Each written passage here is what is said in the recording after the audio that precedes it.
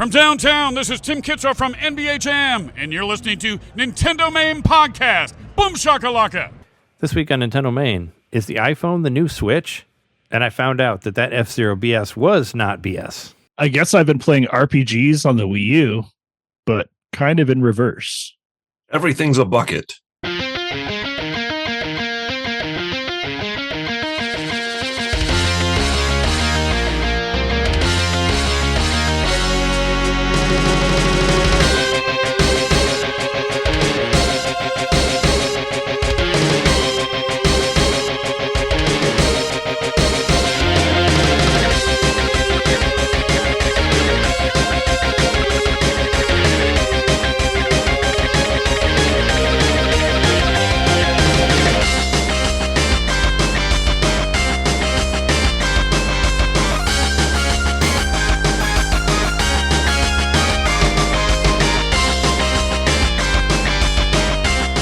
The answer is no. So that's bringing me back to the I Can Has Cheeseburger, like the early days of the I Can Has Cheeseburger meme, when it was just like a web page that you went to. They would the first time they brought in stuff that wasn't a cat was a walrus. And they would bring in a walrus occasionally into the meme, and it would be like, "Where's my bucket?" But he would spell bucket like Bukkit because he wanted his fish bucket. So it's like, I Can Has bucket. I'm so lost. It's okay. I don't understand any of this. Welcome to NintenDomain Podcast, episode 419. Your place to hear Nintendo fans talk about stealing games, maybe, but not really. We are your hosts. I'm Trey, can finally play Ease 1 in English, Johnson. I'm Jeremy Horiyama Week Mikowski. John Stanley Knitter. Are you trying to tell a parable over here? Or are you just going to urge it to just fall flat? Very nice. So let's start off the show as we normally do and talk about games that we got and games that we've been playing. So actually, before that, let's talk about it. I want to mention a couple comments that we got on last week's episode. We got a couple from our listeners. First one is from Ginzu 3000, and he says, they're both responses pretty much to our, to what we said about the Indie Direct. He says, all of the Cat Quest games have been great. Beat them both 100%. The second is better, but some games improve in sequels. Looking forward to this one too, even though the pirate theme has zero appeal to me. So I guess the other one. So I guess the pirate theme is new. Yeah, so the pirate theme is new. As to what Jeremy was asking about Cat Quest 3. I have the demo of that, but I haven't tried it yet.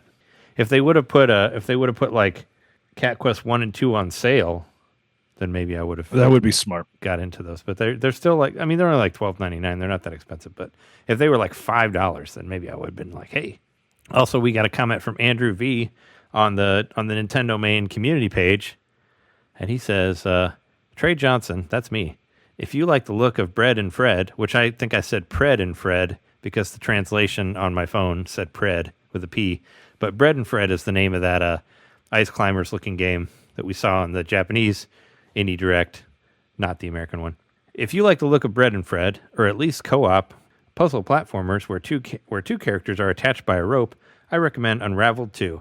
I did buy that game, and Jess and I played it for a while, but it started to get a little too complicated, I think. It was same. It was okay for a while, but then it kind of... But only with Sean instead of Jess. Yeah, so we kind of fell off of it, but did enjoy what we played of it. Unravel 2, frequently on sale for around $3 to $5. Also, you should spring for Pepper Grinder. Great feeling game. Can beat in 3 to 4 hours with a load of replay value. And finally, an official version is in the works, but the Balatro, currently on the iOS App Store, is a clone. Let's not be supporting scam developers. Smiley face. So, well, I do want to talk about that a little bit this week. I could address it now, or I could wait till I get to what I've been playing. But. We can talk. We can talk about it because we both have Balatro on our list. I did get the scam Balatro game that you mentioned, and I played it a little bit, and I liked it, so I bought the regular Balatro. So I guess it served its purpose. I would say the regular Balatro is way more fun. Yeah, I mean the iOS one is so. I mean, it makes sense that it's not the same company because it's so fucking bare bones. It's like that's what I was saying. It looked like it was like fonts. running on DOS or something. Yeah, it's not really. There's no graphics to it or anything. It's just here's some text and here's some it's like the barest of minimum graphics you can have. And I find once I really got into it, which was like last night, when I really started to kind of wrap my head around the fact you have to level up all the different hands that you think you're going to play the most often. Once I started to get my head around that, I started getting a lot further. And then, of course, the further you get, the more jokers you unlock, and they're more powerful ones that let you go further. So the loop has me like hooked, and I am actually playing it on the Switch. And I'll play it like at work on my break in a pinch, but I don't like it like even remotely as much without the graphics and stuff, because they really kind of communicate the gameplay to me better visually. And the bare bones version is just too boring for my brain to like stick with, if that makes sense. Yeah. I mean, once I just kind of understood it, like that, it's like, all right, here's where did I play it? Oh, we went to go see a play. Jess and I did. We went to go see Eddie Izzard did a one person play of Hamlet. So I've never seen a one person play. So she did a pretty good job on that. I mean, I enjoyed it, but I forgot that there's like no signals at the Shakes Theater whatsoever. So I was just kind of sitting at the table, just waiting around for the play to start, and I just started playing Balatro because I didn't know what else to do with my phone because I had no signal, because there's no signal there in the pub. So that's how it happened. And I played it. I was like, oh, this is cool. I get this. And then it was like $2 off or whatever. It was on sale for like $13. So I went for Balatro, and yeah, I don't think I'm very good at it, but I did get pretty far. I think I made it to like 3,000 or something like that, because you have to get a certain amount of points, and then you get to go to the next thing, and yeah, you unlock these jokers. And I've gotten a bunch of jokers. I've unlocked like. Do you know how many rounds you got through? Because that's kind of how I've been going by it. I don't know. I was just paying attention to the amount of points you had to do. But I have every 4 rounds you do a boss fight essentially. Oh, so. I think I've gotten through 4 boss fights. What are the boss fights like? Because I've definitely gotten through more than 4 rounds. Well, so the boss fight will be like I think they might be randomized sometimes based on what deck you use. Oh, is it the one that takes away the powers of the cards? Yeah, it'll do something like that. Okay, yeah, I've done those. It'll like deal all it'll deal all the like face cards face down. And it'll do stuff. Oh yeah, like I did that too. Yeah, I did that one. That one was annoying. Yeah, where you couldn't know where anything was, so you had to kind of, I guess, since it automatically puts everything in order, I kind of guessed where things were, and I actually did get a lot of them right because of the way they present. Yeah, that helps a little bit. But it also helps to like customize the heck out of your deck, and that's the real fun of it. And even though you don't get to keep the deck, you get like the jokers will show up that you can unlock or whatever. And so yeah, it's got its hooks in me. I've put a couple hours into it last night, I think, just trying to see how far I could get, and then I would just restart over and over again. And this is a Switch version. I unlocked 3 decks, because you get like different decks of cards for getting a certain amount of like jokers or whatever. And I think I'm on like the 4th deck of cards that I've unlocked. I'm on the 4th or the 5th one. Yeah, so I mean that's kind of, but I still don't think I got that far. But I definitely played some bosses. I did the one with the flipped cards, and I did the one where it'll just automatically negate like all of the hearts or like whatever suit, like that sort of thing. I did that, but it's pretty fun. The one that got me, and I imagine like it's probably the one that gets most people, and it sucked. I don't know what round it was, but it was a boss that defeated me. So it must have been round. I'm going to say it was round 16. It might have been round 20, but it was probably round 16. It was only one hand, so you could only play one hand to get this ridiculous amount of points. Oh shit! And yeah, so it was based entirely on how much you would level things up and what jokers. Yeah, you really got to build up those jokers. But there were some times where I was getting crazy bonuses but I didn't know enough to know exactly what jokers I had. But there were ones where I got like thousands of points off of like a 2 pair or something like that. I was gonna say, think about hands you play a lot and then try to level those up, and that's what my strategy's been like. 2 pair is super common, and 3 of a kind super common. Full house. You get full houses more than you get straights, I feel, in this game. So it's just like kind of knowing what to level up and then trying to get those hands that are the higher point value. But you eventually get to like turn cards into gold cards, and they give you more points, and all this other stuff happens, and it just gets more and more complex. And they do it in such a way that it makes me want to keep playing. Yeah, it's fun. It's going to be a really good editing game. You know, it's a very good like mindless thing. You know, where you kind of just go through it. You know, You think something that has a lot of replay value? Like, is this going to be a permanent addition to your selections, or will this be like, kind of play it for a while, for a month or so, and then be done with it? we'll see. I'll probably just play it for a little while.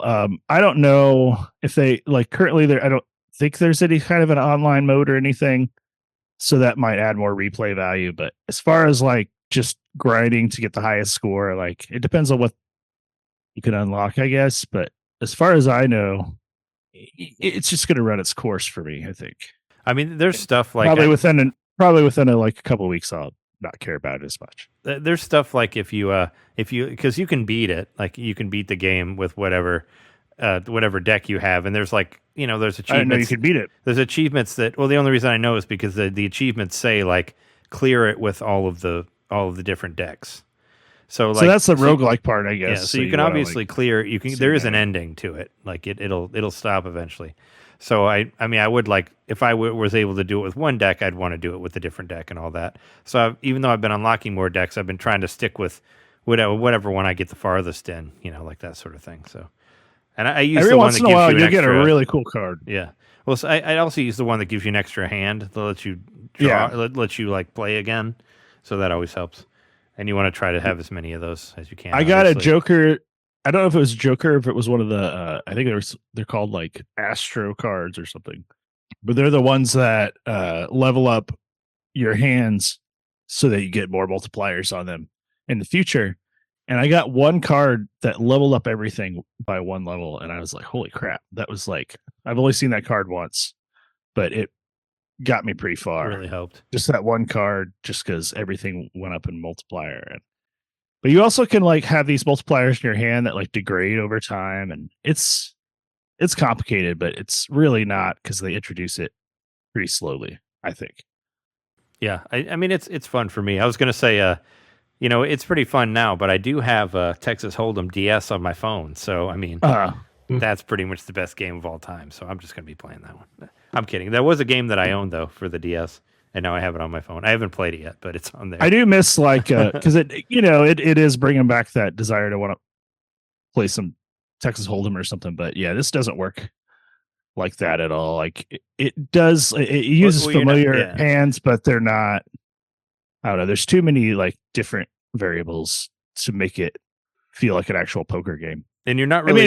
You're not really playing like. You're not really playing. I mean, I think I compared anybody. it to Pocket Card Jockey, but it's really not like the same thing, other than they're card games that people already know. Yeah, but you're not really playing against anybody other than yourself. So it is kind of like that, I guess. It's like poker solitaire, because you're not betting, you're not making bets. Like you're just trying to beat your own. Like because you get a certain amount of points for whatever you play, so you basically have to beat a certain threshold, and then you get to go on to the next thing. So you're not really the quote unquote really boss is the score yeah. on any level, and then the really like hard bosses, quote unquote, are the ones that limit you viewing what cards you have, or like I said, the one where you only have one hand.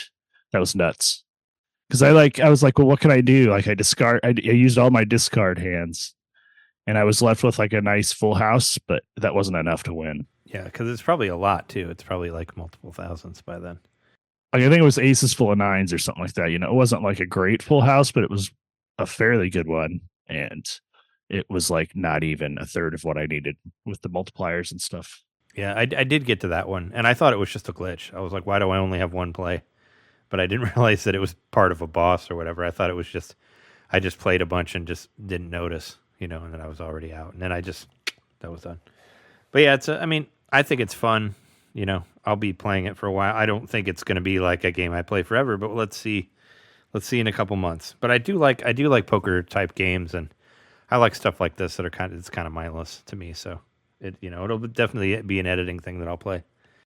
Why do you think it's as popular as it is? Like, what's the wide appeal of it? I don't know. People like poker and cards. It's the weird rules that it throws in that change your score. You get to a point where you're like understanding the multiplier, and you'll be like cheering on your score as it goes up and stuff. And it's sort of like that. Think of Vampire Survivors, like where you're just like click, click, click, click. Like you're just getting that, like whatever the dopamine rush is of like the numbers going up. Like this game totally uses that too. Got it. And Sort of the it does it in not as great flashy, though. effect.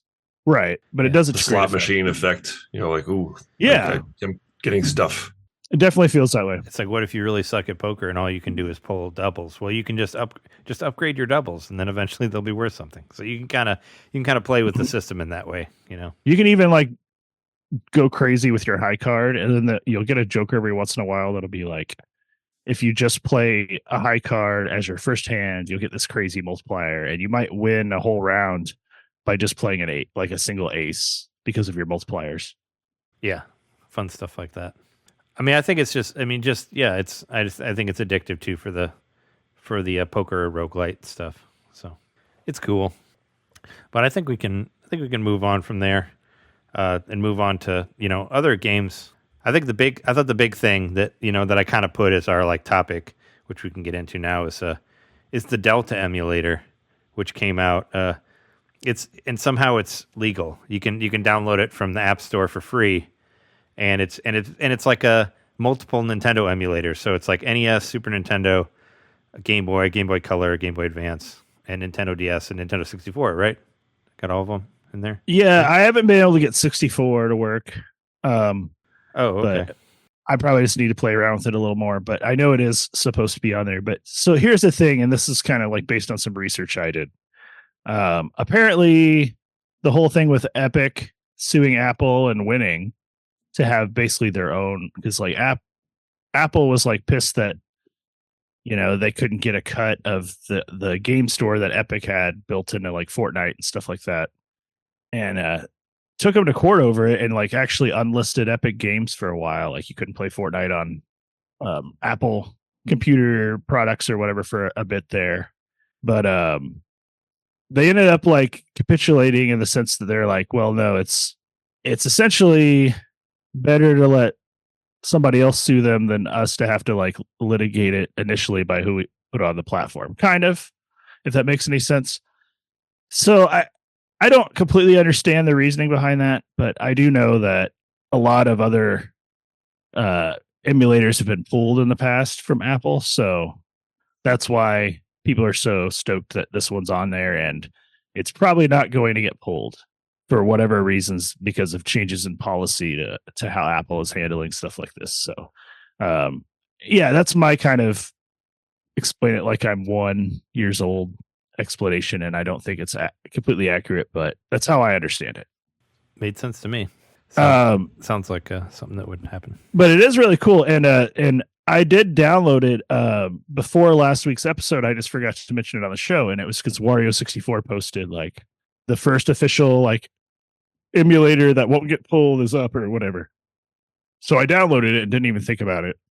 I'm glad you didn't mention it because I didn't have it yet. So now we can both talk about it.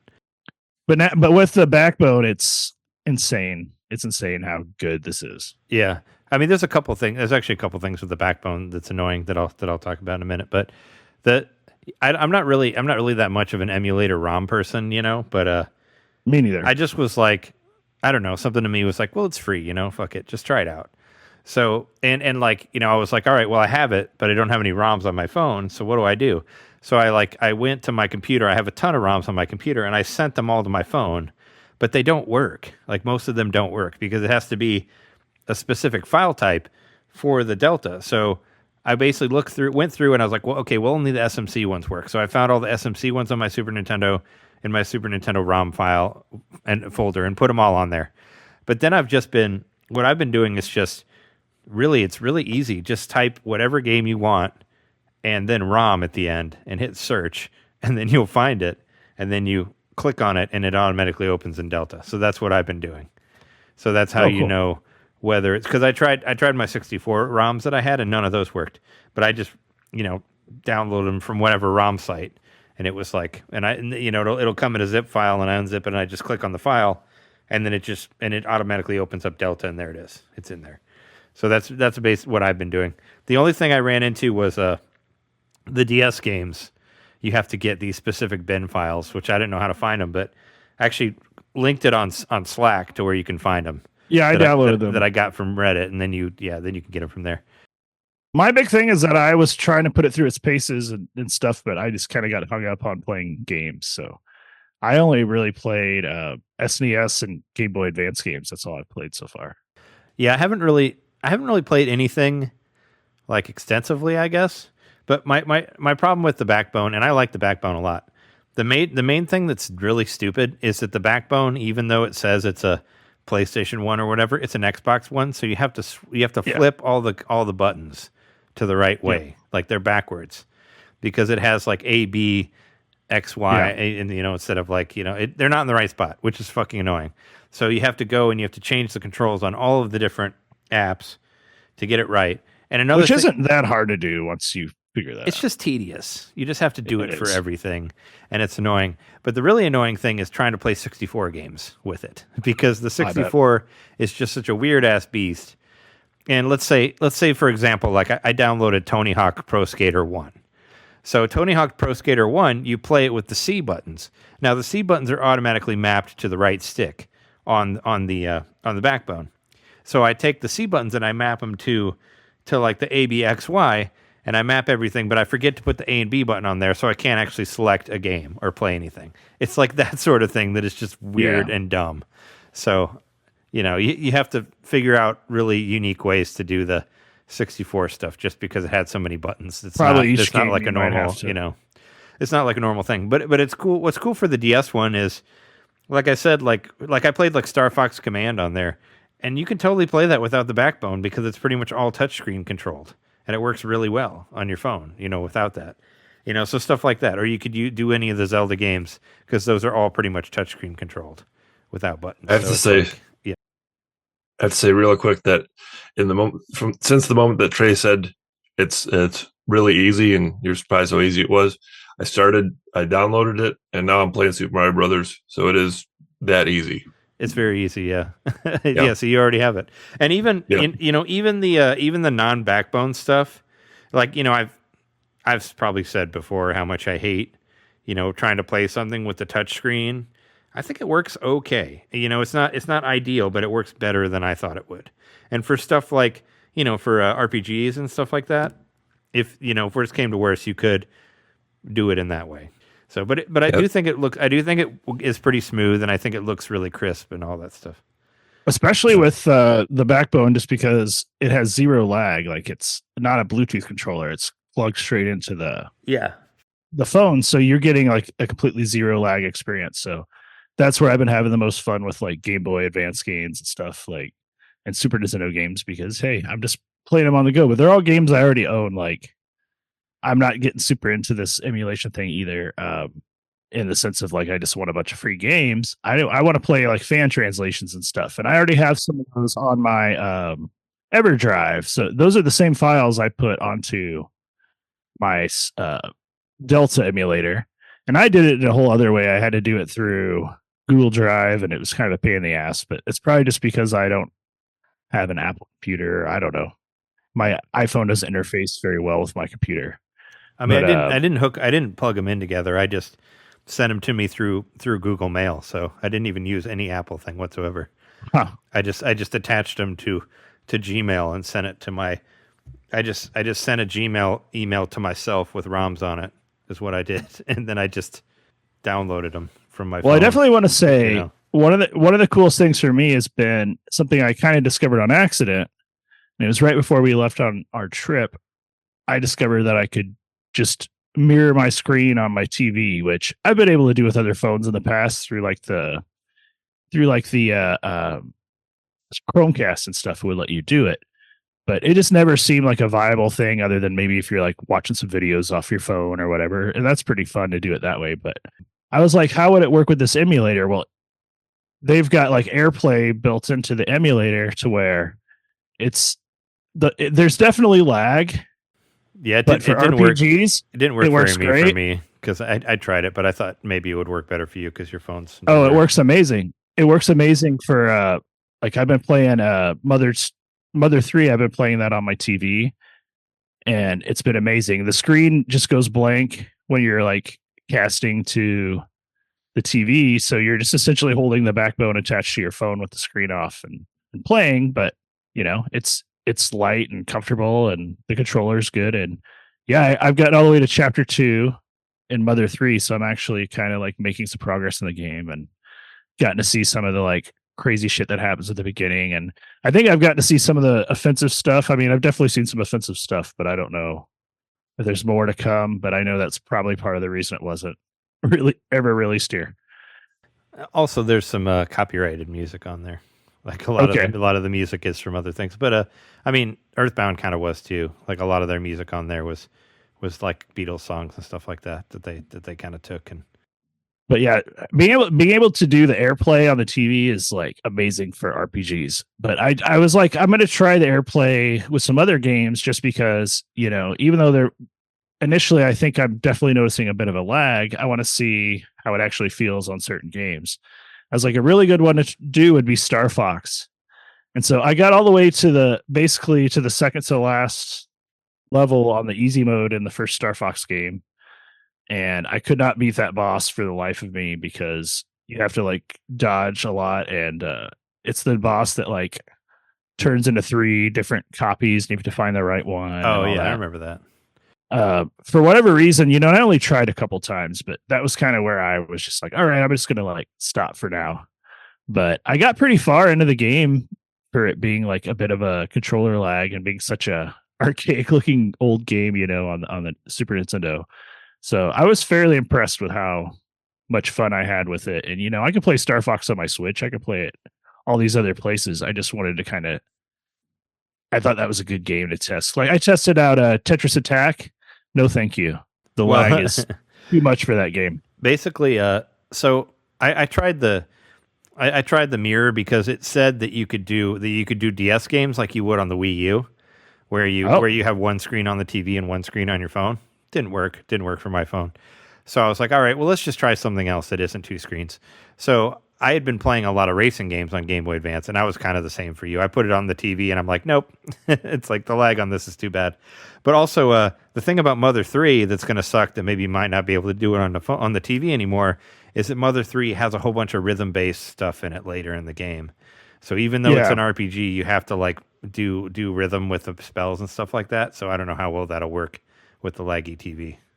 I know, and that was kind of something I was gathering because I was starting to. I don't know if I was really completely grasping the concept, but I was getting to where I was consistently getting multiple hits on certain bosses, and I was like, I don't know how I'm doing this because it's not based on any like rhythmic thing, as far as I can tell. But that might be the lag.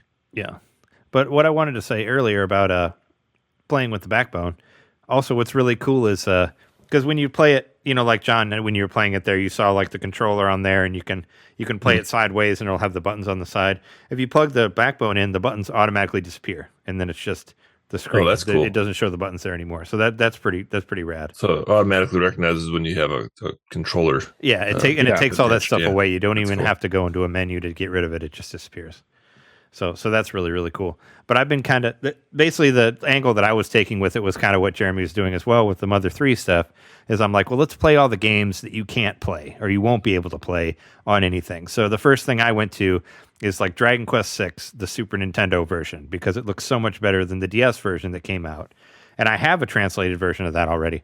So I booted that up. I played like F-Zero Climax. I played like Fire Emblem Genealogy of the Holy War, like all these games that did not come out here that I just wanted to get on there, and that's pretty much what I've been doing. It's just going, or like all the Goemon games for Super Famicom, like which I actually own those because I bought them at the Super Potato in Japan, but I can still play them on my phone.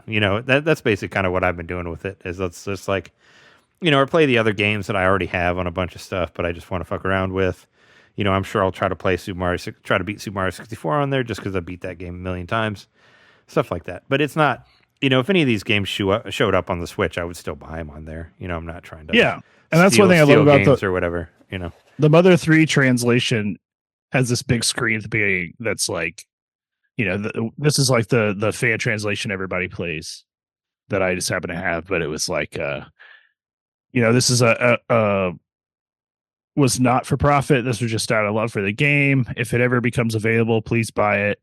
Please also buy Mother 3 merch if it's available. And basically they're just like, we're they're just saying the long and short of it is like this is a stopgap. We're hoping Nintendo does the right thing and translates it eventually or releases maybe even this version. But yeah, I don't think it's going to happen anytime soon. But I mean, I'm already kind of like this is a good game, but it's fine. It's another Earthbound game. It's really hard. Yeah. If Jess was here, they'd say it's not worth it. Just played it all the way through and didn't really like it. So I like said that it was nowhere as good as Earthbound was. It's not. Yeah. But I do like the callbacks and I like the it's just a really well polished game. So, it definitely is from the time, the golden age of the golden age of the Game Boy Advance when they had that hardware down pat and just used it really well. And it's an amazing looking game and the sound design's wonderful and it actually made me tear up at one point. So, it's got that going for it, I guess. Yeah. Yeah, I think I said this a couple times whenever, because I think the Earthbound documentary is available for rent now on like Amazon or whatever. If you watch that movie, you can see the guy is a main character who does the fan translation. That's a whole part of the movie. So if you want to meet that guy who wrote the thing on there that you saw or meet it through movie, you can see him on there. Which is pretty cool because they go through like the Starmen, like the Starmen.com and all that. Is Dragon Quest 6 the first one that was on Super Nintendo? No, or was that the only? No, was it 5? The first. I know they did 1 and 2. They released that as like a combined cart. I did download that. And because I have those as well. So on Super Famicom, they re-released 1 and 2 as one cart, and they re-released 3 as one cart as well. And if you played the Game Boy versions of those are actually based on the Super Famicom re-releases. Okay. Which were actually done by that company we just talked about in our small whatever. It's that same. Grezzo? No, not Grezzo. They did when we were talking about small characters in games. It was like the people who did like fucking Pinball Quest or something like that. Like they were the one, or no, not them. Art Piazza, the people who did the Mario RPG remake. Oh, okay. They did all those games. They did all the Dragon Quest re-releases going all the way back to Super Famicom. But yeah, there were those, and there were the Game Boy ones. And I think 1 through 4. I wanted to originally say 4, 5, and 6, but I think 4 was actually on Famicom too. So I guess it would just be 5 and 6 were the Super Nintendo ones. Whichever the one is that I'm playing, because like for whatever reason it's just like a jumble of text. It doesn't give the actual name of the ROM when I open it up. Oh, but weird. I played it for a while. I probably put like half an hour into it. But I mean, if it doesn't have a crying baby at the beginning, it's 6. Yeah, it doesn't have a crying baby. It's the last thing I did in the game was I like went up and was trying to save the guy who could make the crown for me, and then I fell and I turned into a ghost. That's where I'm at in that game. Oh, maybe I didn't get that far. Like you start off on like a cliff or something, right? Yeah. And you look like Goku. You got the giant hair and all that. And then you're in a town, and the elder is like, "Hey, can you go sell these goods and then buy a crown for the festival?" Oh, I guess I didn't get that far. I've never really played that far into 6, but I just know the Super Famicom version looks the best. And I think this was post Chrono Trigger too, like when it came out. So it was like kind of the same. And it was. I don't like the way the enemy people sprites look, to be honest. But oh yeah, I haven't gotten to that yet. The very first slime you fight is like a polka dot slime, and I don't know, something about the way it looks is like not as cute. I mean, there are different slimes. There's a whole bunch. All of the them. characters just kind of have like a design that isn't as like cutesy. It's hard to explain. I think maybe they were trying to be more realistic or something, but I don't quite like the character design as much, like in the battle screens. But in the overhead view, it looks nice. A few weeks ago, there was that article where people were talking about the Satellaview F-Zero game and how nobody had played it before. They were so full of shit because I totally played that game and I can play it on my phone now. And that is the same ROM that I've been playing since 1999. And it is the BS game. So there. Anybody who said you couldn't, this is the first time you could play it now is ultimate bullshit. I've been playing that since LCC days, and it's the same ROM. I kept it through many computers, and it's on my phone. What now. is it? It's a Satellaview, you said, for Yeah. SNES? Yeah. Well, I think it says F-02, and it only has like one. It only has one cup on it, and the courses are fucking hard as fuck. But I've looked at the footage or whatever that they came out with now that said no one was able to do it, and it's the same thing. It's the same thing that I've been playing since 1999. So there you go. But now I have it on my phone, and I can play it. I was actually playing mostly like racing games and stuff like that, but Maybe you just have like a rare copy of the ROM. it was just something I got from whatever Napster, in 1990, whenever I downloaded it from there, When I first discovered ROMs in like 1999 or 8 or whatever, that's the first thing I found was F-02, which is the Satellaview game. It wasn't very hard to find, but now it's on my phone. But yeah, it's cool. I finally got to play F-Zero Climax. I actually thought F-Zero Climax was more like F-Zero GP Legend. That's not true. It's more just like, it's actually kind of a lot like the GameCube game. It's like, what if we combine the GameCube game and the Game Boy Advance game, and then you have that. But it's cool. It's hard. It's hard as fuck, like all of them are. But I didn't get very far. It was just really cool that I can just play it, finally. I will say, as a proof of concept, using this with the TV, mainly for RPGs, games that don't really have like, you don't have to worry about the lag input or whatever. But to me, it's like a good proof of concept of what I would love for a Switch 2 to be. That is, like I was said at the top of the show, it's like a reverse Wii U. Instead of you're tethered to a device that's attached to your TV, you're actually sending the signal from the device you're holding in your hand to the TV wirelessly, and maybe even without a dock, or maybe Nintendo could figure out a way to delay the lag by utilizing some sort of wireless dock. But man, how cool would it be if the new Switch was just wirelessly, you got it onto the TV, and then you bring in like the 2-screen stuff and all that. And this kind of sort of proves it's possible. Yeah, the problem with that's very like very non-Nintendo is that they're basically cutting out a big percentage of people who don't have internet ready TVs, because you can't cast to your TV if it's not connected to the internet. No, I know. So if you don't have a smart TV, you can't do it. And how many people have? That's why it would probably require its own like dongle or something along those lines to transmit. But I still think a simple dongle like a Chromebook only costs $35 or whatever. Yeah, that's totally doable. Or like the Chromecast. Yeah, they would have to. They would have to package something with it. And it would have to work better. Yeah, like you're saying, it would have to work better than it does, because it's. The remote play on the TV, it's never worked well for me. Like I've tried. And I might just be having a better experience with it because of the newer iPhone or whatever. But maybe so. I watched what was it? The Apple Vision Pro or whatever. I saw Seth Macy try to play a video game through that in remote play, and he said it was like one of the worst experiences ever. So I mean, even that thing didn't work. So he was just like, don't even bother with it. It's none of it's really, really has terrible lag. But I mean, I'm looking forward to the day where maybe that will be eliminated, because obviously we can play a game with a wireless controller to where it's a little enough lag that we don't notice anymore. So just translate that to the signal being sent from your device to the TV, but all the input is directly into the device you're holding. So the input lag's not there. It's just the display lag that you have to deal with. For sure. So yeah, I don't know. I think it's cool, and I've been having a lot of fun with it. I've put a lot of hours playing this. In fact, I've played this more than any of my consoles this week, just because it's new and shiny and fun.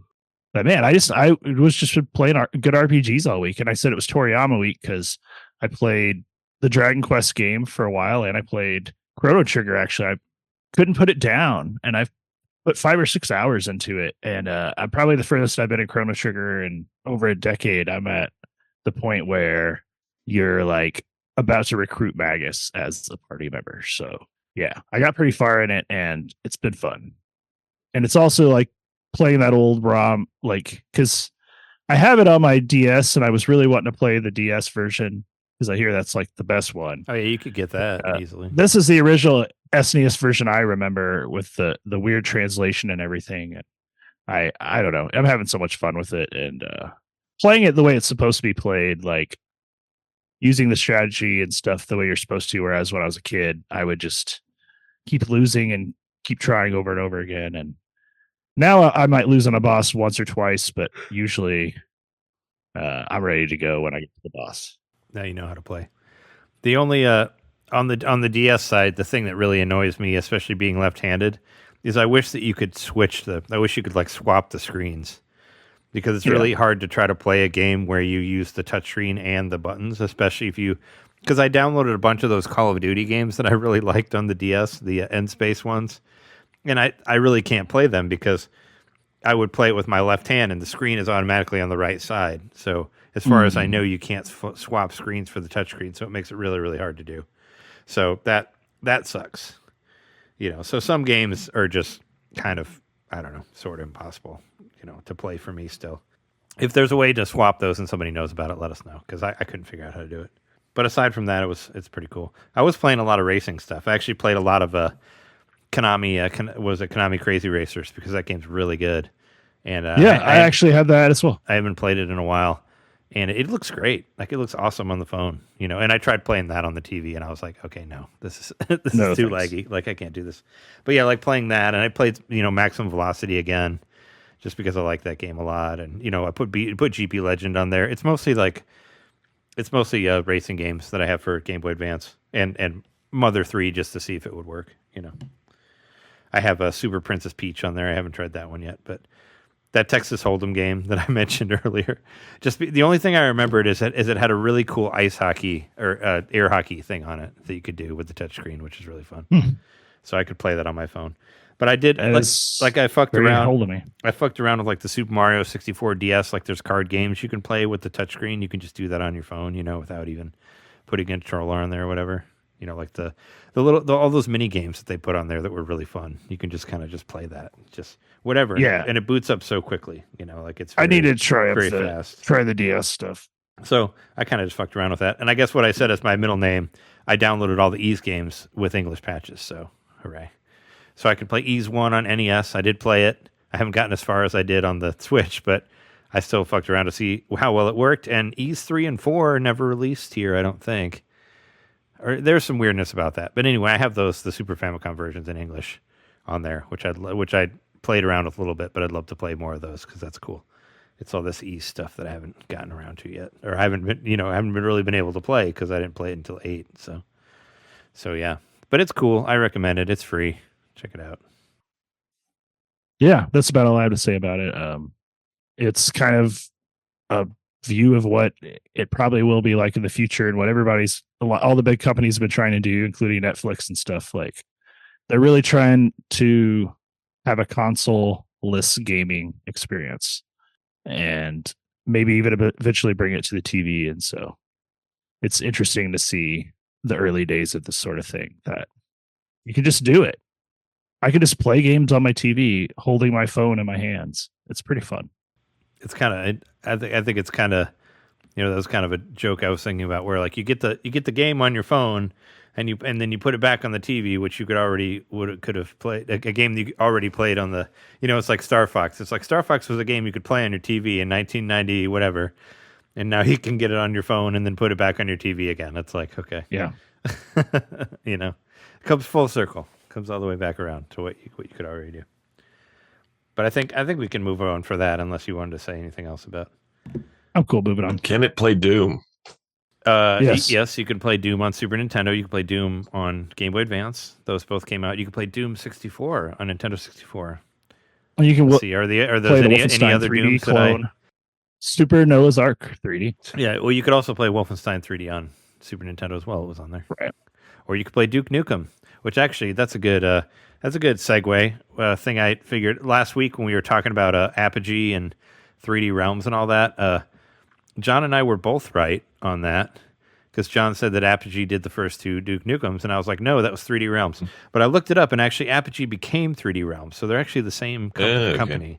So Apogee was what Apogee was when they were doing like Wolfenstein and Plaguestone and all that, which I was right about. But later they became 3D Realms, were the people who did Duke Nukem and all that. So John was right about. So we were both correct. It was just it just changed the name later.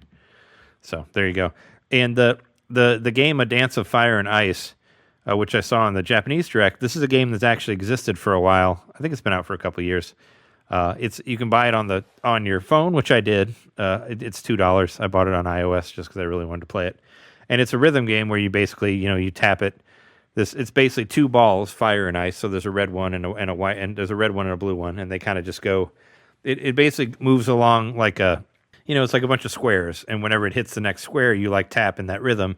But if it goes up or down, it'll change in rhythm. So if it goes up, it goes faster, and if it goes down, it goes slower. So you kind of like tap it like that, and you move along this pathway till the end. And if you miss one, I think if you miss like 2, you're out. But I kind of looked around a little bit, and I guess it's really popular among streamers. And it's on Steam, and it's on your phone, and it's really fun. From what I played of it, it'll be fun to play with a controller, which I probably could if I put my backbone on there, but I never did. But yeah, I ended up getting that. That was another thing that was kind of a mess up on the last game. I see you played the Anton Blast demo, John. I did too. Yeah, it's cool. It's definitely WarioWare, but amped up a little bit to more of an extreme stylistically. And I think it's pretty fun. They pulled it off. It's a good game. Yeah, it's very much like Wario Land. It reminds me a lot of Wario Land 4, especially on the demo. You get all the way through the level, and then you have to go all the way back through the level to the beginning, and that's something that you did in Wario Land 4. So I mean, that's and also it has kind of that that stuff you would see in Kirby games on 3DS, like where you can move into and out, where you can move into the background and into the foreground and all that. Like that's another. Also, they did that in Wario's as well, where you could jump back. Well, yeah, on a Virtual Boy. Virtual Boy, yeah, right? On the Wario, going back to the 3D Wario, even. So, yeah, it's cool. And the guy totally looks like Wario, and it's got I downloaded one of the songs like for last episode, and there was like one with lyrics, but the lyrics it was too cheesy, so I didn't put the one with the lyrics on there. But the music's cool. It's super over the top. It's very explosive and all that, and I'm still excited. The sound effects, reminds me. The sound effects remind me of the old cartoons and stuff. Lots of like mallets hitting things and bells and all that kind of stuff. Yeah, it's very lively soundtrack. All the sound effects, very much so.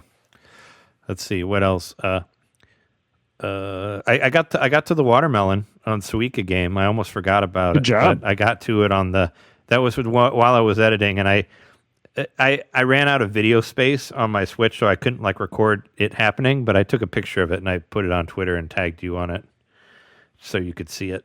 Tagged Jeremy on there. I told Shauna about it, and Shauna was just like, "Oh, to be young again and have seen the watermelon for the first time." Because I told her that, and she like got a watermelon right after I told her. She gets them all the time. I've only gotten them like twice. Yeah, I was kind of like not really paying attention. I was like, "Oh, there it is. There's the watermelon." Because I was editing and just playing the game. But yeah, it's still addictive. I think did you guys fuck around with this at all? There's a couple of new games that were added to Nintendo Switch Online this week. I didn't play them at all. I played them last night. That played was them a little bit. Because I finished the WART radio, and after that I was like, I'm just going to play whatever the Nintendo Switch Online stuff is.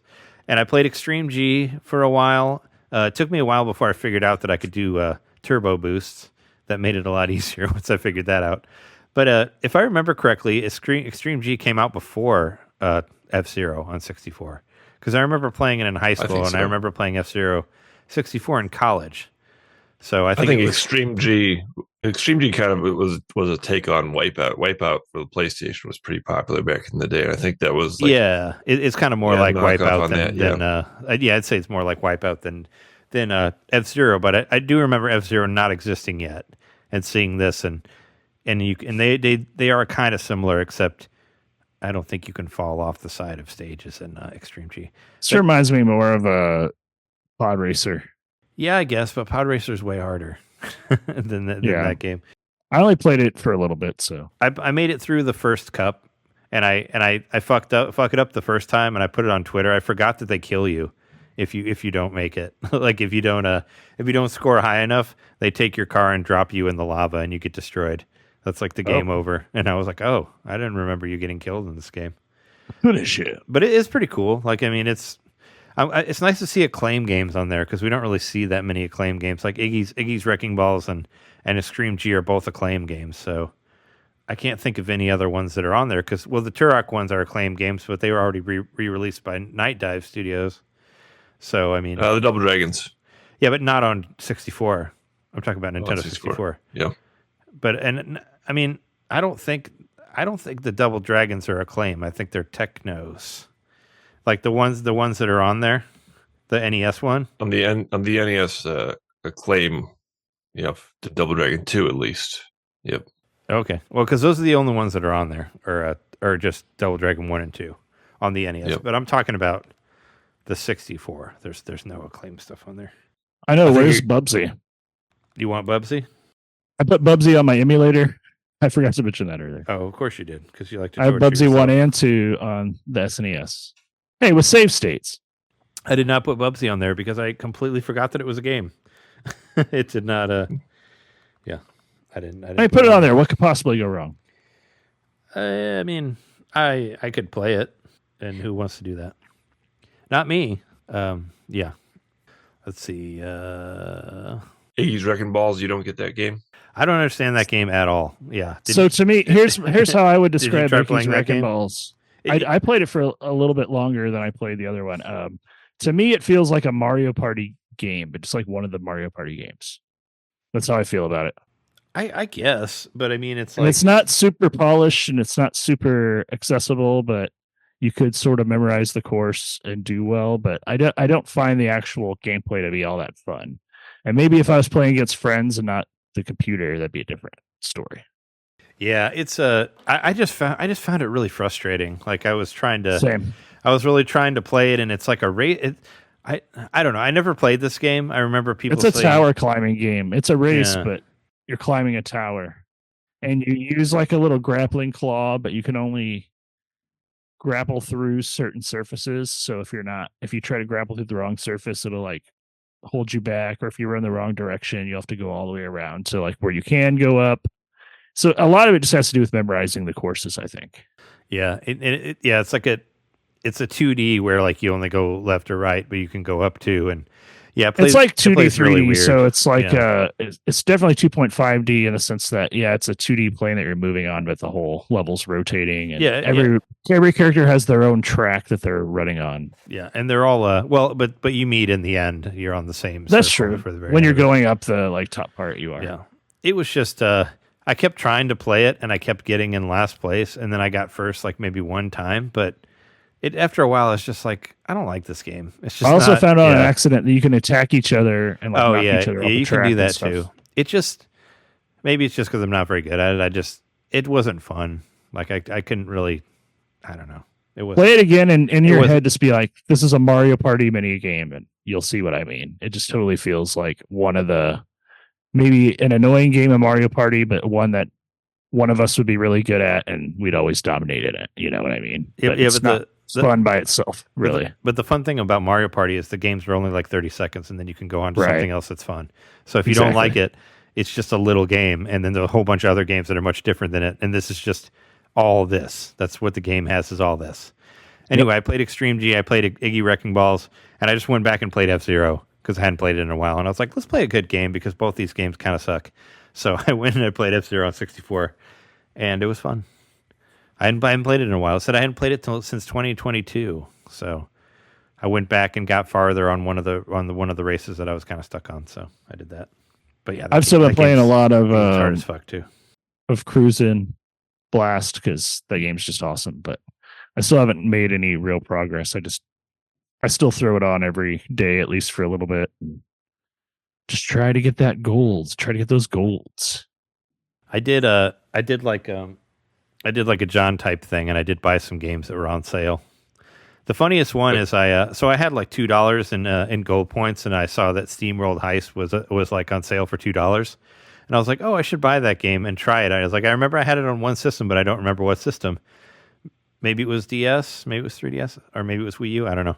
So I went to buy it, and I found out that I already bought it for the Switch. So that was funny. It's like, oh, I already have it.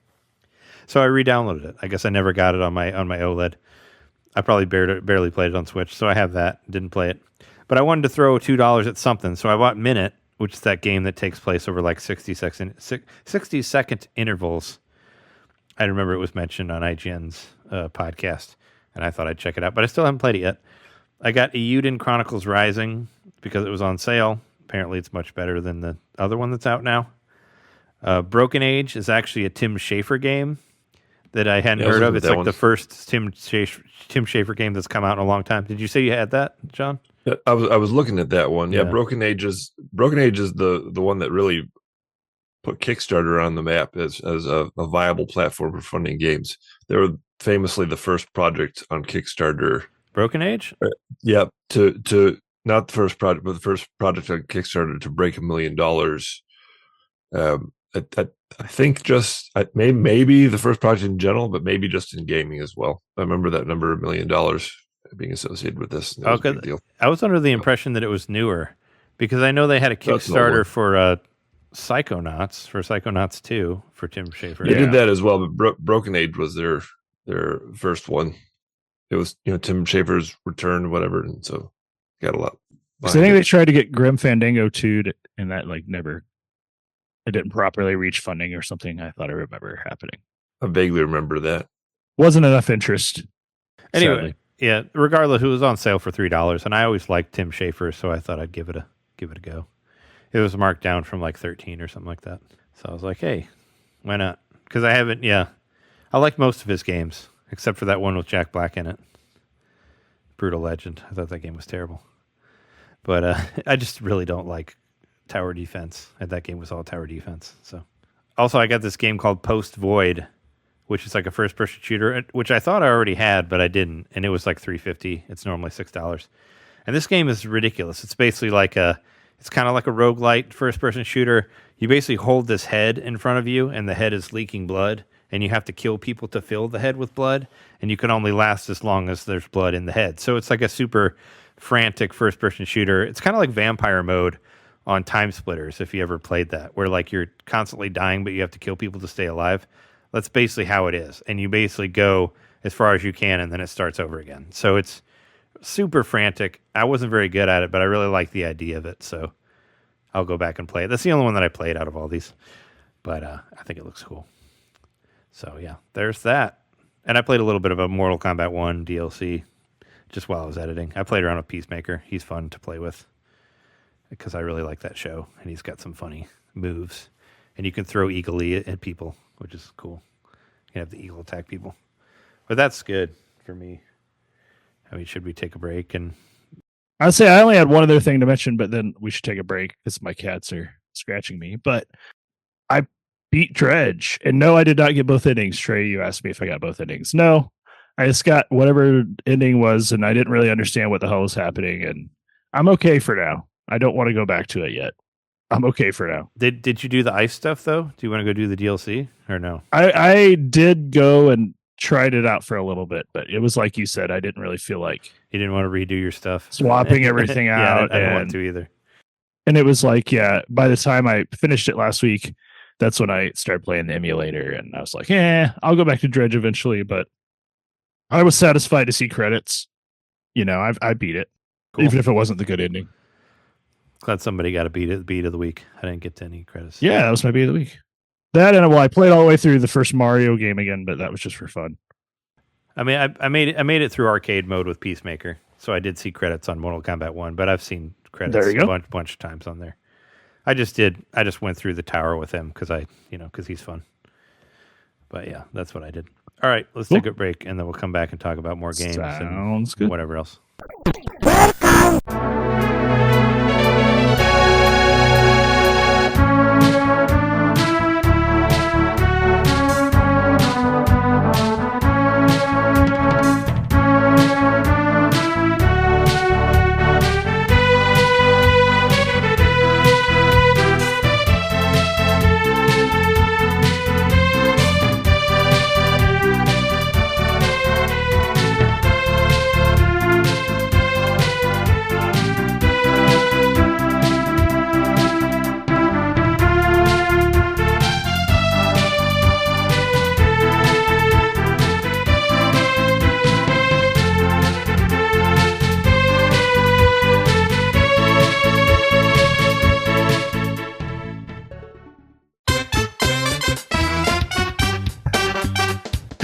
Hey, you. It's me, Mario. Yeah, you. Subscribe to our Patreon to hear our bonus shows, which happen every month. I'm tired. Tired of all the big corporate podcasts spoon-feeding you the same old video game news on every single show? Spaghetti. Ravioli. Then expand!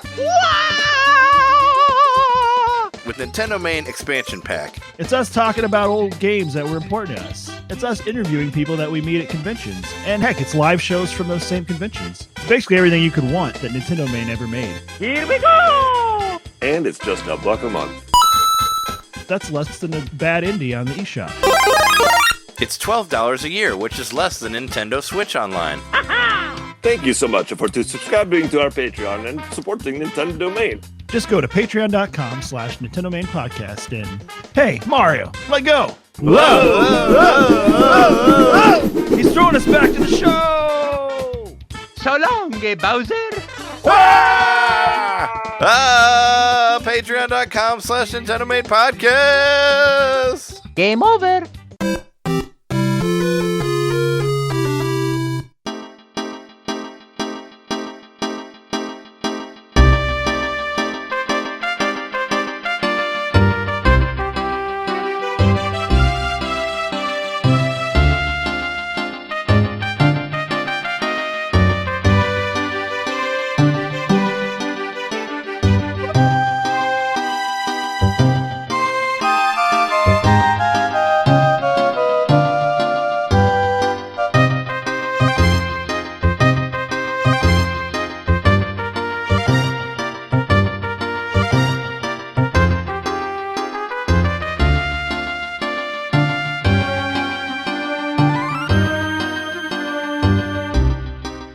All right, we're back from the break.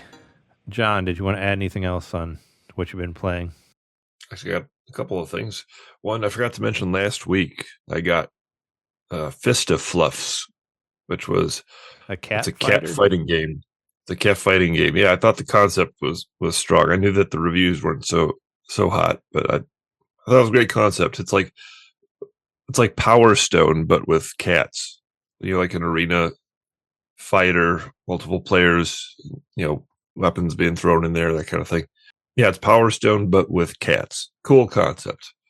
However, the frame rate just kind of chugs, which is really annoying. And then the gameplay it's a bit button mashy. Like there's not really any strategy involved. So, if they ever make a sequel to this game, I'll pay attention to it. I hope they polish it up and because it's actually like a good concept, right? Come on, an arena fighter with cats. It's a great idea. I think, Matt Casamassina of IGN fame worked on that game. That's his company. And Craig Harris. I recognized, I recognized the name Fisti-fluffs because that was Rogue Games Incorporated, right? Rogue Games, yep. Yeah. So I think they're the publishers. I don't think they developed it. Could be wrong. Yeah, I don't know if they completely. Yeah, I don't know how much they did. I just know that that's their company that they work for. But I would encourage. So I've never played Power Stone, but how does it compare to like Smash? Like is Smash like Power Stone, or is it vice versa, or are they just very different games?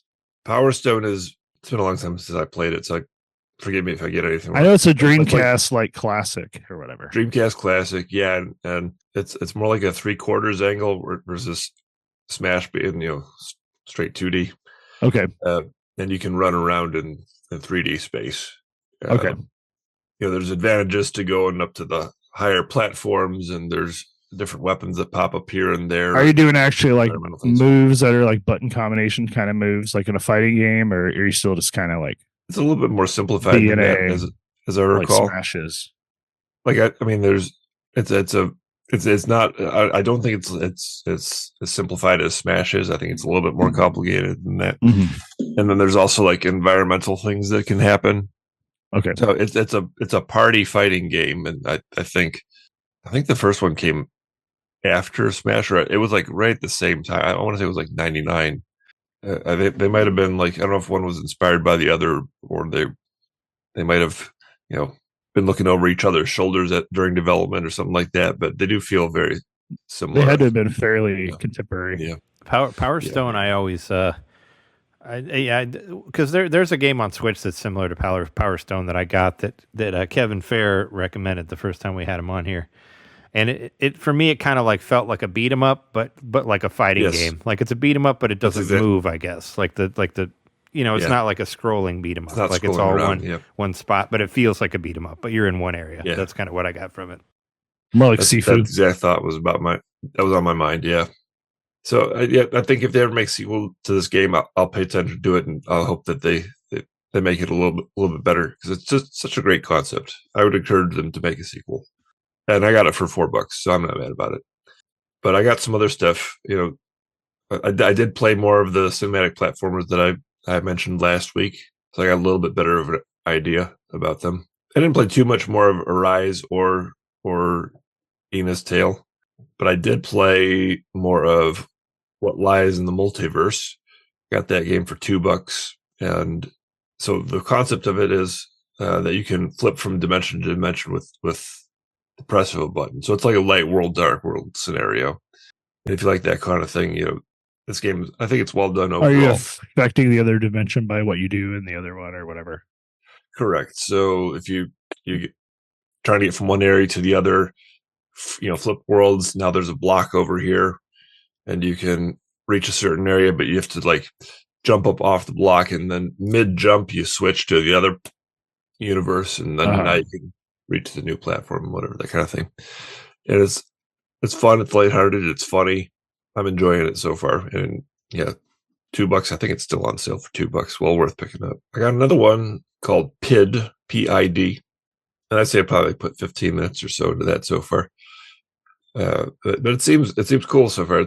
It's dreamy, retro, futuristic, space theme kind of thing, and it's a co-op game. So if you need something to play with somebody, this is pretty cool. How did you play it by yourself?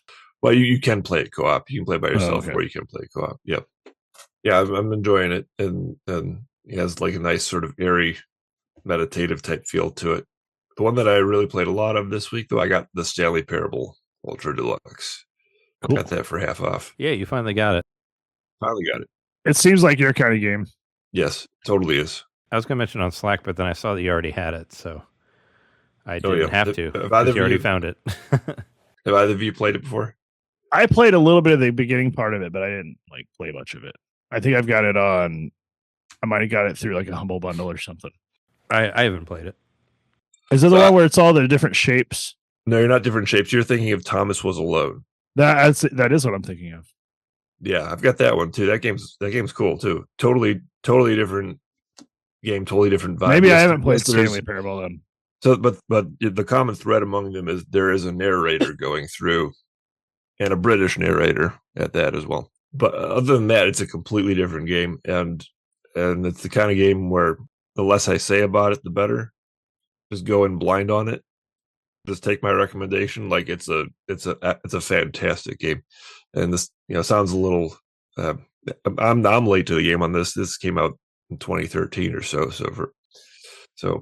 But I'm just really excited about this game. Like I think it's well done, really funny. One thing is that it's like there's games that are funny and like have clever writing, visual gags, comedic tone, etc. But this game has made me rethink like what it means to call a video game a comedy. Like this game is a game that plays jokes on you and invites you to play jokes back on the game. It's like doing funny things is baked into the DNA of this game. Whereas other games, maybe comedy is like the window dressing. So this is like, I can't think of, I struggle to think of another game quite like it in that way. Like this is a video game comedy in the truest sense. There's elements of like mystery and horror, fourth wall breaks as well, which actually they call to mind Inscription for me. Like I think that's another reason why Jeremy might like it.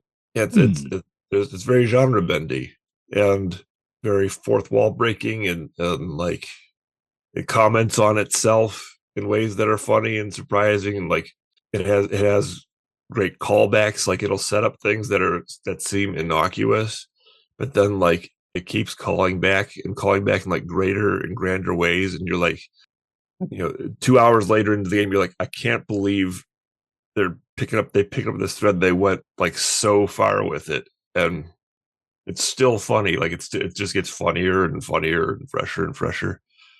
It's full of like new creative ideas at every turn. It's surprising. You know, a foundational element of comedy is you have to be surprised. This game just keeps surprising you over and over again. It never goes where you think it's going to go. In fact, a lot of the times, it's like I'm like, you know, when am I gonna get to like the thrust of the game? And it's like the thrust of the game is just enjoying more and more jokes again and again that build on top of one another. It's really creative, really funny, and It was yeah. the jokes you heard along the way.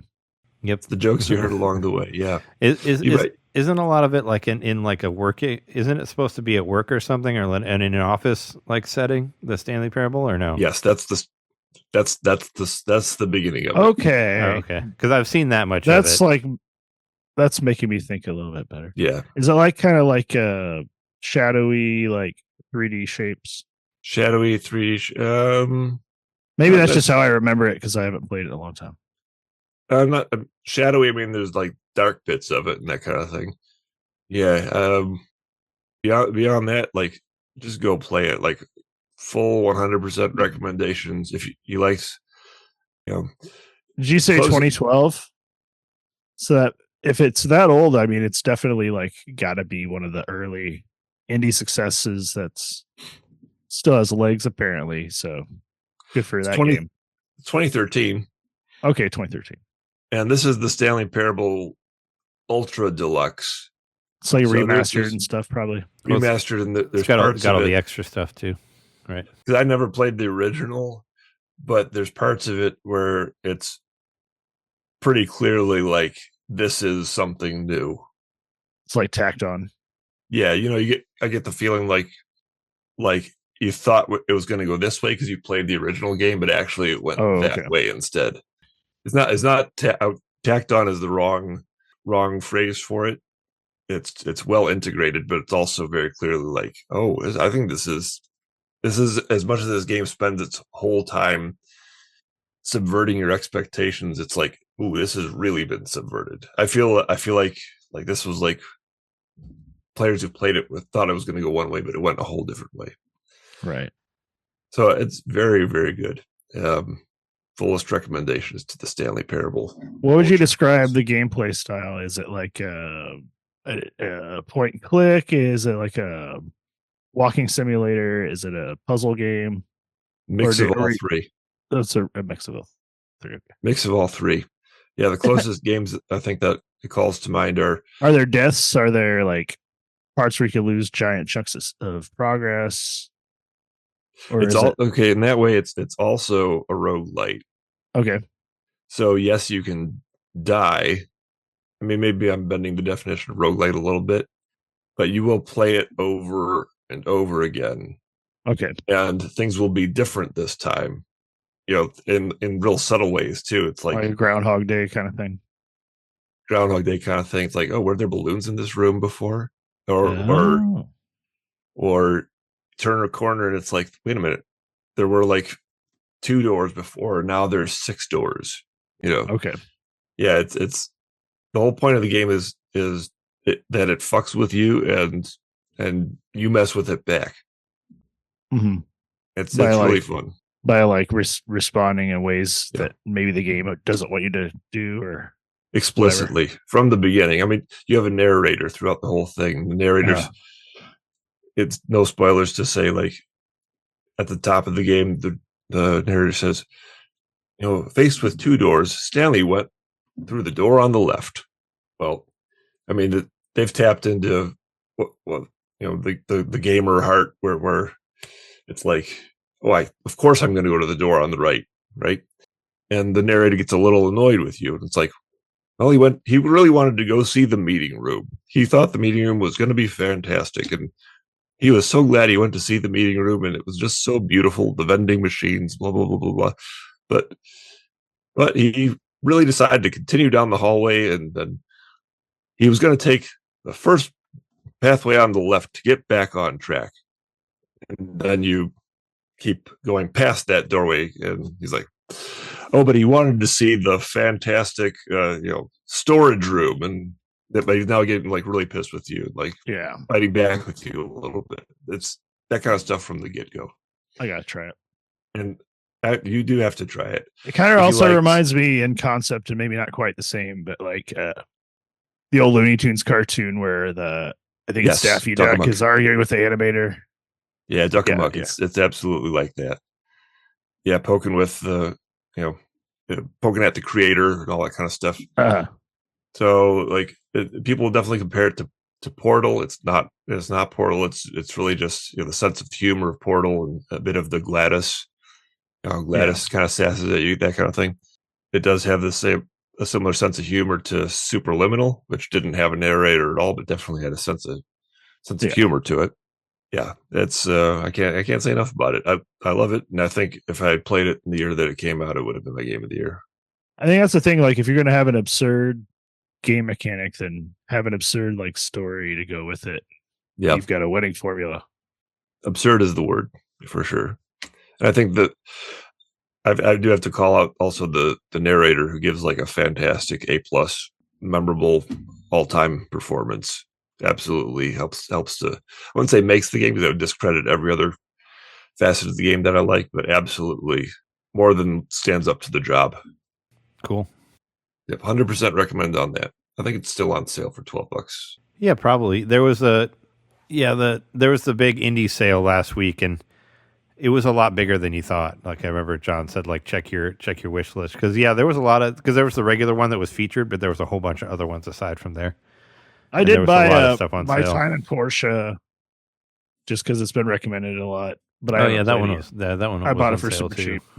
Yeah, I remember that being isn't that like like the sequel to My Time at Sandrock, or they're kind of the same thing? It's the opposite. Sandrock's the sequel. Oh, okay, yeah, but they're related. So, friend of the show Dan bought Porsche for me on Steam, so I own it on Steam, but I've still never actually even opened the game to try to play it on either system. Never ran it. Never got that Steam going. The digital seal has not been broken. But last My thing time in Porsche, very brief. Sorry, I'm done. The last thing I want to talk about is Porsche. Nintendo. Better knew him. Barely knew him. Have you guys been watching X-Men 97? No, what's it on? You said it. I watched some It's of on it. Disney Plus. It's on Disney Plus. Okay, I don't have this. It's fine. I mean, it's good. I was never really that into the '90s X-Men show. I like the other ones better, like the Spider-Man and the Tick and the Fantastic Four shows. I like those better. But I've actually returned to the X-Men original series before, and I know that it's not good at all. Because I bought some of the DVDs. I mean, animation quality is what I mean, is bad. Like their colors change. Like there's some really weird shots. Like I saw one where there were like two rogues in the same room for no reason. Like it's just bad. Like it's very cheap and very badly done. But sure, there's like trying to rewatch. There's some good stories in there. I just I don't know. It had to have been like 10 or 15 years ago when I like rebought the DVDs like to play them at the bar, and I tried to watch some of them like regularly, and I'm just like, man, these goofs are just too much for me. Like I don't know. It's just it hasn't aged well, is what I'm saying. I've been watching both series. I've been watching. Started with 97. I loved that to the point where I was like, okay, I think. Let me just go ahead and start the original again. So looking back, jumping off what you said on the original. So I think that it's clear what they were going for with the original was they wanted to make a animated comic book. Now I've been watching a bunch of stuff on YouTube with the original animators and all that stuff too. Well, I mean, have you seen the original Marvel cartoons where it's just a moving picture with lips moving? It's pretty hilarious. It was like Hanna-Barbera, right? No, but even before that, like before the Hanna-Barbera stuff, it was basically like they took panels from the comic and they just animated the lips. It's pretty amazingly hilarious. Like that, they were totally trying to do that. Like one of my sister's husband is like really into comics, and he showed me some of that. We watched some of that stuff on YouTube like years ago, and it's pretty hilarious. I'd check it out. Yeah, it was like really old, probably like 60s like Thor cartoons, like where it's just like the picture and it's just the mouth moving and it's just kind Kind of of reminds me of the Yeah. Conan bit. Maybe he was poking fun at that. Yeah, it's but kind of where like that. Yeah, where the Conan's Yep. old thing where he'd call people and their mouth would move. Like, but there was other Uh-huh. cartoons that were like that at the time too. Like you saw one of them in Pulp Fiction. I remember that being referenced. But yeah, it's pretty silly looking. But I actually really like those Hanna-Barbera ones, and I'm kind of pissed that they're not available anywhere. But that's probably because of Disney's put their thumb on that shit. You can, if you're lucky, you might be able to find some of them online. But I wanted to watch some of the old Fantastic Four ones, but you can't find them anywhere. Like you can't rent them anywhere. Maybe there might be one on YouTube. But I bought a bunch of those on VHS, like when there was a couple of them per tape. And it's pretty funny, the ones where they took the Human Torch out because they were afraid people were going to set themselves on fire. So he got replaced by Herbie the Robot. So it's really the Fantastic Three because they cut out one of the members because they thought that. I just think it's funny that people thought that maybe that would be a fun thing, and you would just try to light no yourself on fire. self-immolation, Yeah, unless it's for some sort of cause, I guess. I mean, he never does it. Like, I mean, he says "flame on" and it happens. It's not like he like puts a match up to himself and burns Right. himself or whatever. But yeah, those are still pretty funny. And if you ever listen to MF Doom, he pulls a lot of shit from the original Hanna-Barbera Fantastic Four cartoons. So I mean. That's what I fell in love with MF Doom originally because I was like, oh, is that where Doom talks like this? Yeah, I was like, this is like, because I said, listen to Food, and I'm like, oh my God, this is like the Fantastic Four soundtrack. This is amazing because it's all Fantastic Four Hanna-Barbera cartoons. And I guess they did do the Danger Doom where they did all the Cartoon Network stuff with Space Ghost and all that, which is pretty good. Yeah, I just listened. So I he just was listened to that already album today, actually. Yeah. So he was already into the cartoons, but yeah, he pulled a bunch of shit from that. Yeah, from that. I actually got that Hanna-Barbera record show. on vinyl like 2 months ago. Oh yeah, that's cool. It was like a record store day release. So it's not like the original, but it's still pretty cool. Jess and I went to a Bucket of Blood, which is like a record store in Chicago a couple weeks ago, and we bought Fevers and Mirrors on vinyl. Never had that. The Bright Eyes album. Cool. So there you go. Was it like new or used? It was new. And it was, Jess said that they had tried to find it online for me, and it was always expensive, and this was cheaper than. Was there a mirror on the front? Yes, there was a mirror on the front. If there wasn't, I would take it back. No, it's just cool that I don't think I have any I don't think I have any Bright Eyes albums on vinyl. So there you go. By the way, I keep forgetting to mention this to you, but I'm just going to mention it now. It's been like years. I keep forgetting to mention this on the podcast. But one of the first things I was trying to learn when I was like first like playing guitar was trying to learn Bright Eye songs, and a lot of the early ones are fairly simplistic, and it's like the mark of a good musician if they can like play a simple like chord structure but make it really cool with how they sing or whatever. But I looked up what's the song off Letting Off the Happiness? The second one? Whatever the first track is. Is it Patrick My Prince or is it a different one? Oh no, the second track, the one with the vacuum cleaner in it. The one, no. The first one was like, I dreamt of a fever, one that would cure me of this. Oh, sure. I don't know. Anyway, whatever that one is, I looked that one up, and I had it saved in my like chord file because like I go back and I like try to play all these songs now, and I can play them a lot better than I used to be able to. But some of it's funny, and like usually during like you'll look up the official chords of stuff, and it'll say like the lyrics, and sometimes it'll be like some little notes like. In live versions, they change the lyrics here or something. But in this particular version, I looked up this song and it said, play with a vacuum cleaner on in the background. Oh, really? Yeah. I remember, I mean, the vacuum cleaner was very much a presence on that album, so I'm glad that somebody put that in there. That's awesome. It wasn't just me. I was the only one that noticed the vacuum back there. Yeah. So if you play that song, like the official chord version on whatever the Guitar Tab site says, to use a vacuum cleaner in the background. Sure. Makes sense. Sorry, we totally took a little tangent. We completely took hold of John's X-Men segment here. Yeah, sorry. Went to MF Doom and Bright Eyes, but yeah. So I'm watching the original and 97. On the original, on terms of the quality of the animation, I think they were going for the comic book, the living comic book type look. But and I think in the early 90s, being a kids show, like if I put myself in that mindset, it's like I see that it's actually pushing some boundaries there. I think that I appreciate it for that aspect. Like, yeah, it's not perfect. In fact, they even found a really bad animation error where if you go to season 3, episode 5, go to 1602, you can see one frame where they just left a big image covering the entire screen. It says, cut out these frames. There's an editor's note left in the show. It's still on Disney Plus. It's season 3, episode 5, 1602. So yes, there's like some jankiness and all that stuff too. But I also noticed like that there's moments where they're trying things that 3D camera movements and all this stuff, like before using computers in these types of shows was a thing. Like they were just doing it in 2D animation, but drawing out 3D camera movements. It wasn't often, but there was moments where they were trying to push the envelope, and I like really appreciate it for that. And then certainly with the the soap opera-ness of it all, and like having some mature storylines and that kind of thing.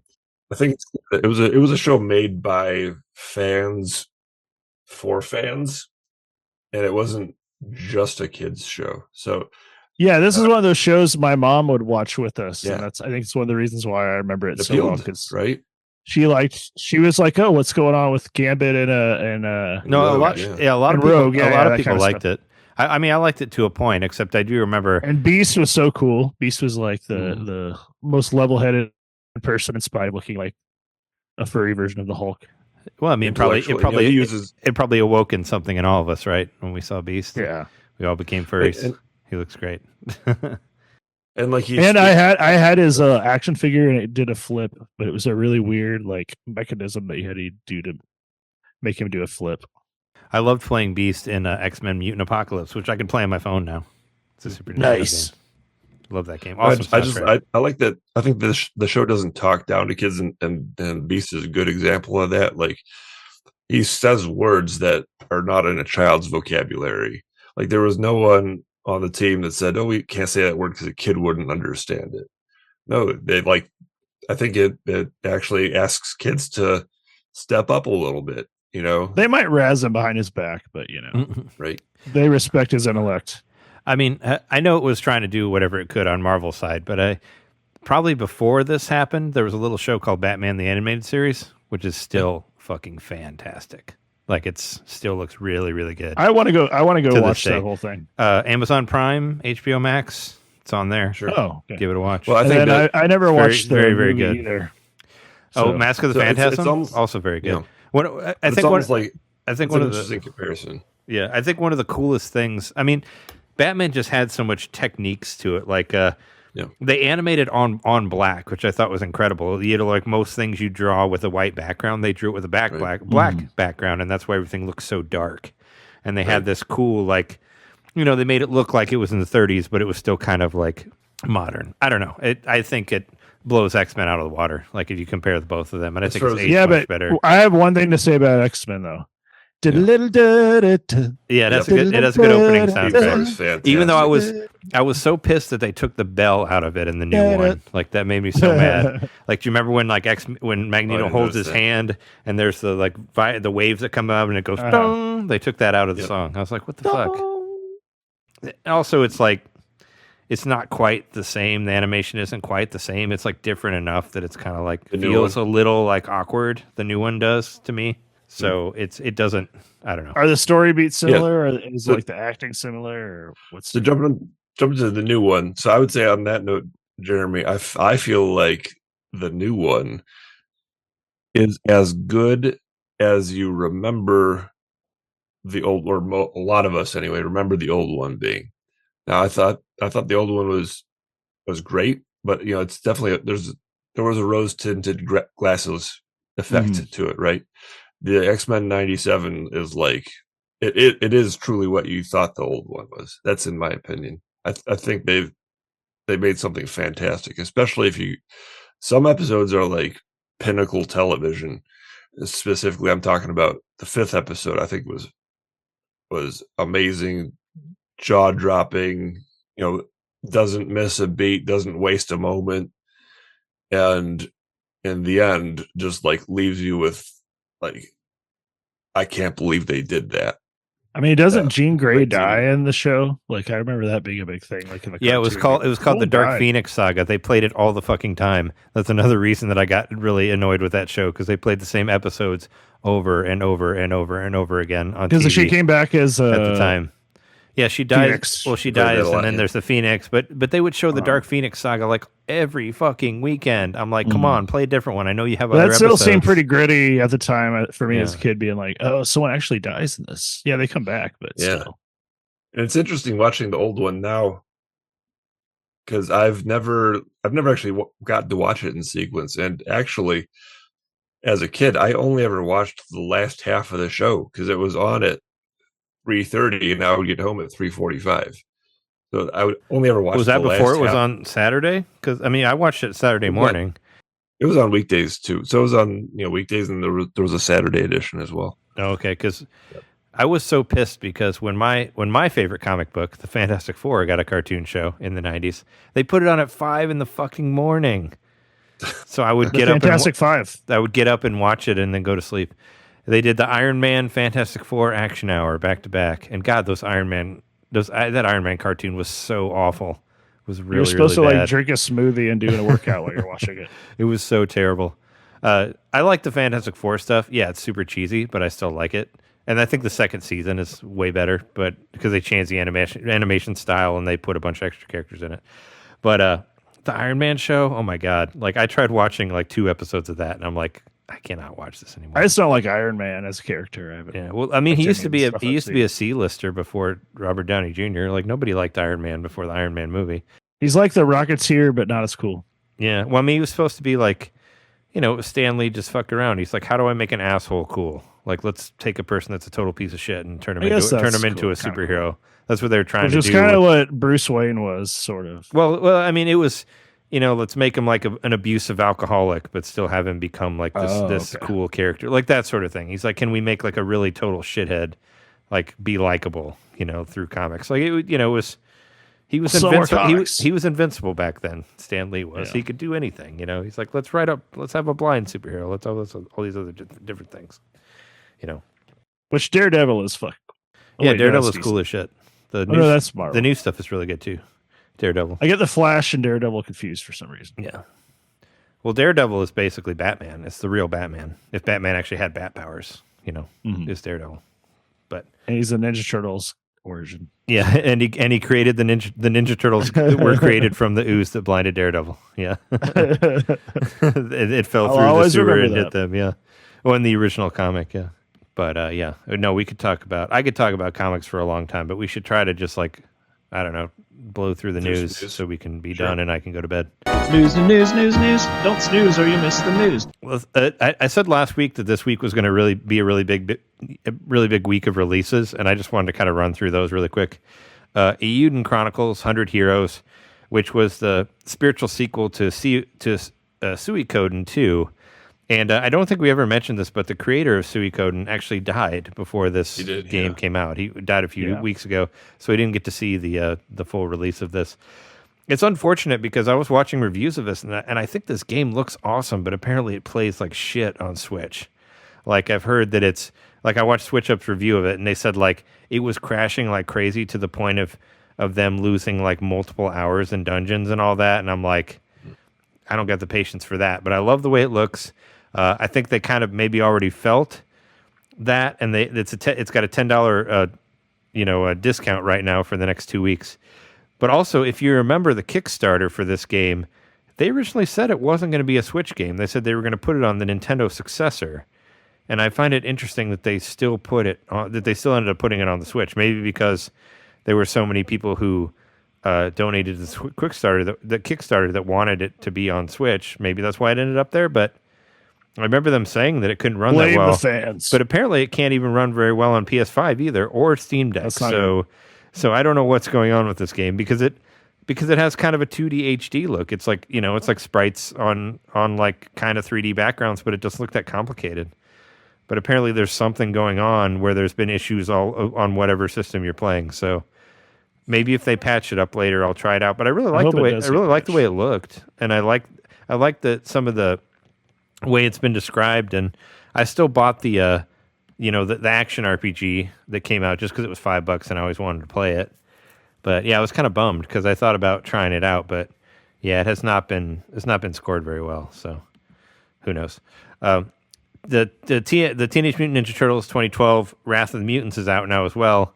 I didn't know, but it's actually based on a 2017 arcade game. It's actually a re-release by Raw Thrills. By Raw Thrills, who did Cruise and Blast. So I'm kind of curious about it, but I don't want to buy it for $30. It's coming out for $30. I'll buy it when it's cheaper because I really like the 2012 show a lot. Like I said, it's kind of I guess sort of how you feel. It's not a continuation of the Turtles show, but the 2012 Turtles show blew that 90s garbage like right out of the water. If you put them next to each other, I believe. Hey, it was also late 80s. Whatever. I'm just saying it's a much better show. It's written much better. Like the characters are cooler. There's much more depth to everyone. And they made April into a teenager, which I thought was cool as well. Instead of I don't know. I loved every episode of that show. It's badass. You can watch the first 2 seasons on Netflix. But I'm interested to play just because of my love for that show. The Tales of Zenzara Zhao is out this week. It's actually cheaper than I thought, $19.99. I remember John describing this as looking like the Prince of Persia game, and it does. I haven't seen any reviews of it yet, but it was presented by that guy who was in Raised by Wolves, which is a TV show that you can't watch anymore because it's been pulled from HBO Max. You fuckers. But it was a great show. It was a weird-ass fucking show, but Jess and I enjoyed it. But, I'll wait till reviews, but also I still got to play through Prince of Persia, so I'll probably wait. Dadish 3D came out for $14.99. I know we talked about that before. This is actually one I'm really interested in. Megaton Musashi W, which was a game that was Japan only, but it got a lot of hype around it, and now it's been translated, and it's a level 5 game as well, and it looks really cool. It's like a big mech fighter action RPG, and it's like $50, but I don't know if it gets glowing reviews. I haven't seen any reviews yet, but I might pull the trigger on it. I don't know, but I remember it being a huge deal for people who were, who played the Japanese version and really loved it. And I would love to play a good mech game. Like I don't think there's any of them out there. So, if it can itch if it can scratch that Gundam itch for me, I'd be into it. Another Crab's Treasure comes out this week as well. I know we've talked about it. I feel like we've seen that game so many times. It was just on the Indie World Direct. It's a shelves like. It's finally out for $29.99. Saga Emerald Beyond. I have a couple Saga games. I got the Super Famicom Saga 3, or whatever it is. I tried playing it. It looks like Final Fantasy VI. It's not like Final Fantasy VI. I think that's why I couldn't get into it, but I should try to play it as what Saga is. They're always really weird games that has permadeath, and there's a million different characters and different pathways you can take or whatever. Romancing Saga, that was one. I remember we talked to Alex Arona from Super GG Radio about it one time. And they always sound incredibly complex, but people love them because they have all these different ways you can play the game, and the characters have all these different pathways, and apparently this is the same sort of thing. There's a demo out for it. I would love to try out the demo because it does that whole carryover thing. Wrath Aeon of Ruin is the new 3D Realms / Apogee game that's coming out this week, and I'm 100% buying this game. It's coming out tomorrow, and I'm going to play it as much as I can. I'm very excited. Every 3D Realms game, like Iron Fury was amazing. That was on my Game of the Year list of that year. That was really good. This one looks really good too. It's, that classic first-person shooter stuff that I love. So I'm playing that one 100%. I don't care that it's $30. I'm getting it. Adventure Bar Story. It's an RPG where you're in a bar. I've actually heard good stuff about this game. I think it was on iOS before and Steam. Now it's coming to Switch. And John, you added the Epics collection, which I saw that on there as well, but I didn't know exactly what it was. It's Lynx games, the Atari Lynx.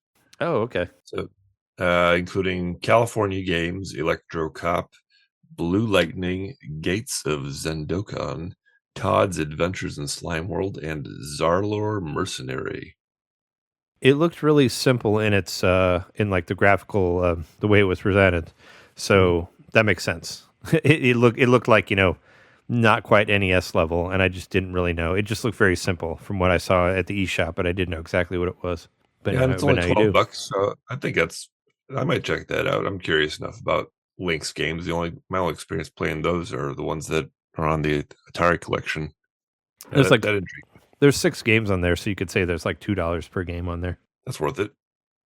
something that got announced like right after we finished recording last week, or I found it after we finished recording last week. I remember last week we were talking about like, that there was that article released about like the development of AEW Fight Forever and how they were kind of rushed and they didn't have enough budget and all that stuff. And I was like, I don't know if there'll be a season 4. That day they announced season 4. So, so May 8th, like 2 weeks from now, we're going to get to play as Samoa Joe finally on AEW Fight Forever. And it was kind of funny when I saw it. I was like, oh, just after he loses his belt. And then he did lose his belt on Sunday to Swerve Strickland. So, fuck yeah. That last pay-per-view was amazing. Dynasty was awesome. But yeah, Samoa Joe was the champion for a while. He took the belt from MJF, who's been out of it since he lost it. And yeah, but yeah, Samoa Joe's cool. He's going to be on the game. So hooray! And they're adding a new level. There's like you can play it in Japan. I think there's a Japanese ring level, and I believe they're going to add a collision stage as well. So there you go. Cool. AEW Fight Forever. Still going. Still kicking. We still play it every Monday for WrestleChat. It's still fun. We still get to fuck around with that game. Kudzu got a positive review on Nintendo Life. I would have given it an extra point on there. I would have given it at least an 8. Actually, cool thing about Kudzu, Jess and I were just on Mike's podcast, Games My Mom Found. We were talking about My Neighbor Totoro, one of our favorite movies. And, cool. And Mike said, Mike's a listener of ours, and he was saying that he couldn't find Kudzu on Steam. And you can actually find it on itch.io, and you can play it on your phone for free, like the same way you would play the NES game. It's like pretty much the same thing. Got the little touch controller on the bottom, and you can play the whole thing. Just look up Kudzu, and you can find a free version. So I sent a link to him for that and said, "Hey, check it out. It's a good game." So.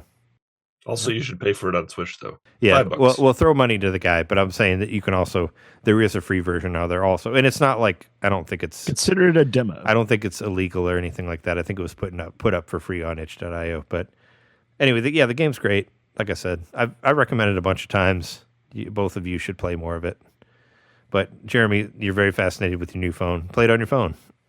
You can. I mean, I've been playing it when I can. I just feel a little overwhelmed by it because I'm playing so many RPGs at once, and it definitely has like story theme to it. Yeah, I wouldn't call it an RPG. It's probably more like a Metroidvania, Zelda, whatever. I mean, it's more like got Zelda. Far enough to see that part. Sonic Frontiers 2 is in development. That's a rumor. What do you think about that, Trey? Hooray! I mean, I don't know if this is. I mean, didn't they say this already? I feel like I've already heard this. I mean, I think they said that they're making a second one out because the first one did well. Like they did really well. It did better than Superstars actually. But this is from but bring it on. Books. Sonic games will never stop. Yeah, no, I'm you can't stop. I mean, I would put money on Frontiers 2 being a thing, but I'm pretty sure they said that in the year when Sonic Frontiers 2 came out. I'm pretty sure they said they were making another one, or that they were happy with the success and they would totally do another one. Were they saying that they had proof? Is it a Frontier if it's the second one? Good point. I had a lot of fun with it. Like like I said, it was like about, what was it, 6 or 5 on my list or something like that. It's one of those things like it's a lot of fun. It's a great 7, but it could be, a 9. But I also like the weirdness of it and the randomness of it. I love that you can just play Tetris and Sonic for no reason. Like that's something that you do where you drop blocks out of the air and you do like Tetris type stuff because why not? Let's be weird, and I like that about that game, just how they were weird. And there's like a million songs in it too. They don't repeat a single song once. So, I mean, that's pretty admirable as far as soundtracks go. So yeah, good for them. And yeah, it's a kick-ass soundtrack. All right, moving on from that, this is cool. A canceled N64 game got leaked. This is from a YouTube channel called Hardcore Games, which if you've not checked them out, they have a lot of good, interesting stuff on there, which I think are what you might call scoops or exclusives. And I don't know how they find this kind of stuff, but they do. But the game is called Rika. That's Riqa. It's a third-person shooter. And previews at the time called it the N64's answer to Tomb Raider, a recent... Trey, you love Tomb Raider games. Well, yeah. Actually, when I saw this article, I was like, "Ooh, can I get this on my phone since it's a ROM?" I was like, "Can I play it on Delta?" That's the first thing I could. thought. But I haven't looked for it yet. But I was like, "Ooh, I should see if I can play that on the Yeah. 64 It says emulator." It's on archive.org. Yeah, ROMs are on archive.org. Yeah. yeah. So I The game definitely looks want cool. to I wish fuck we around have with it. it. I'll definitely Look for the handle Yeah. Tin Shoe. Yeah, if I can find it, I want to fuck around with it. Looks cool. Some more games that got announced. There's one called Imagine Earth, which is here's the quote from the company. As a space colony manager, you must head out into the cosmos to establish a new home for humans in Imagine Earth. After corporate greed and resource exploitation led the home planet to ruin, you will explore a variety of initially healthy planets throughout space, aiming to raise and grow great cities in a more sustainable way. Sounds like this is a take on all the billionaires who want to go to Mars and leave Earth behind, that kind of thing. This comes out As on we all do. May 9th. So you're gonna like pillage the ecosystem, and then everything's gonna go to shit because you harvested there. Yeah. I suppose so. Yeah, I don't know. I've been feeling an itch to play a Sim City type game, or maybe a Civilization type game recently. This did catch my eye. The next game on here caught my eye. I actually mentioned Tales it. of the I Shire. mentioned it to Jess because I figured they'd be really into it. I mean, imagine Lord of the Rings, but Animal Crossing, and you could just live in the Hobbit town as a Hobbit and just have a cozy Hobbit game. And I know Jess is really into Lord of the Rings and Animal Crossing, and I told them about it, and they were very excited to hear about it. And it's from Weta Workshop too. They did all the like CGI and the original They did. Yep. movies, right? Well, the 2000s movies. I saw a friend of the show, Fuchsia, also tweeted, like, there's no such thing as perfect games, and then it's like, except for this one. Tales of the Shire, Lord of the Rings meets Animal Crossing. No, I'm excited to. I mean, I'm not really a Lord of the Rings person, but I mean, hobbits are pretty cool. I don't know. I kind of like that area. I like the old animated Hobbit movie, the original one. We actually watched it on, I think it was on HBO Max. It was, yeah. But I used to watch that shit all the time when I was a kid, and I haven't seen it for years. And Jess and I watched it again, and that part when the, like, I forget what they're called, the big goblin guys or whatever, and they play that sort of like metalish song like that. Yeah, that kind of, I was like, oh shit, brought some memories back. I'd forgotten about how much that used to scare me when I was younger. Yeah, or giant trolls or whatever they were. Yeah, it was like boom, boom. The ones that turn to stone. Down, down to Goblin Town, down, down to Goblin Town, down, down to Goblin Town. You go, my lad, oh, oh, my lad. They had this scariness to it, and I was like, oh my god, yeah. And I always thought that Smeagol was so weird in that one, but yeah, I think it's a better Hobbit movie than the Peter Jackson ones because it's only like an hour long. It takes 6 hours and makes it one. I mean, it's a short and story. you get folk It's music. better, yeah. That game comes out sometime this year. Yeah. No, I think I it's think cool. the familiar environment is something that I might be willing to explore because I mean I'm not a huge Lord of the Rings fan either, but I have read all the books except for the last one, and I even read some of the Silmarillion or whatever the hell that one is called. So I've read my share of JRR in my day. And the last game on our list here is called Dokapon Ikari no Tekken. So is this like the original Dokapon Kingdom? Like I was trying That's to figure what out. I think it is, like the original PS2 game. Yeah. Or Well, PS1 game. Well, yeah, because this is PS1, and Dokapon Kingdom was PS2, and it came out much later. So I was curious because I have Dokapon Kingdom for Switch. I only played it a little bit, but you know, it was incredibly expensive, and I didn't know if there were any other Dokapons or not. So you paid a lot for it, and you barely played it. No. I bought it on Switch because it was cheap, but I always wanted to buy it on Wii, which was hundreds of dollars. It was like $300 or something. I see. I'm just saying the game was very expensive, but the Switch version was not. My roommate had it. I think on it was like PS2. 20. I think it was like $20 maybe at the most. It was like Mario Party combined with an RPG because you were like actually leveling up and stuff. Yeah. Dokapon Kingdom was 2007, but does Dokapon mean like board game in Japan? I don't know. Like, does it? I think it's just like another way of saying Pokemon. Yeah, I was wondering, is it like the same? Is it the same thing or is it a different thing? But it's still it probably means something completely different. But this is also like an RPG board game, you know. So yeah. I don't know. I'm not Japanese phonetics expert, but I will say this game was cool. What I remember of it, and I would love to play online and stuff. And like, didn't this one say it had you could like save state or whatever? So yeah, You posted. this is a completely different thing. Dokapon Akari no Tekken is it is like a tabletop role playing game for PlayStation 1, but it's a completely different company than the other one, than Dokapon Kingdom. So why not? Let's have some more tabletop board game. I mean, I do love video game board games, so why not? You do. Yeah. So add it to the pile.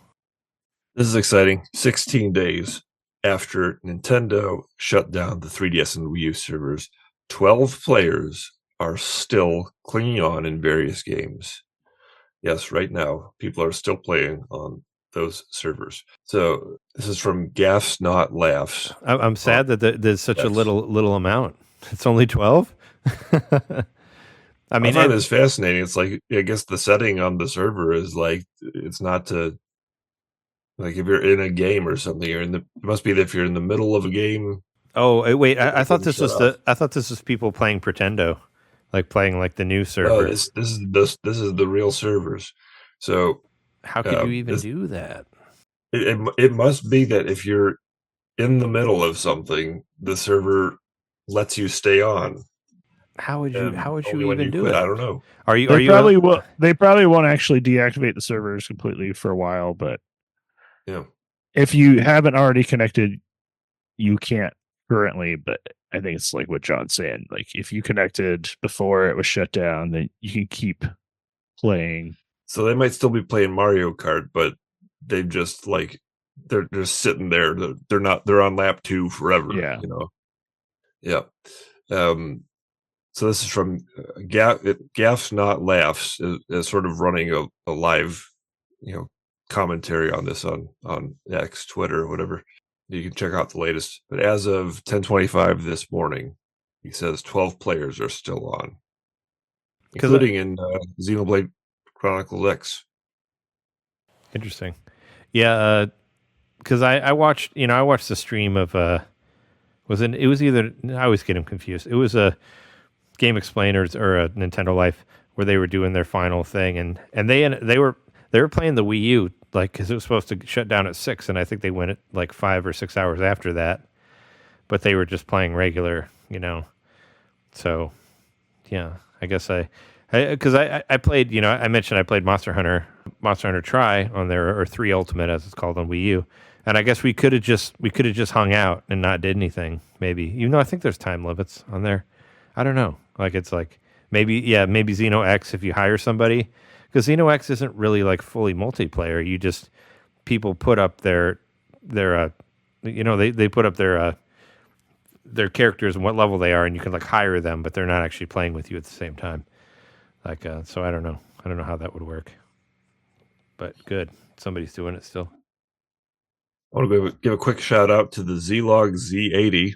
This is a chip that has been manufactured for the last 48 years, and it's finally been discontinued. It was used in Pac-Man, ColecoVision, the ZX Spectrum, a bunch of well-known gaming hardware that's been using this chip for the last 48 years, and it's finally been discontinued.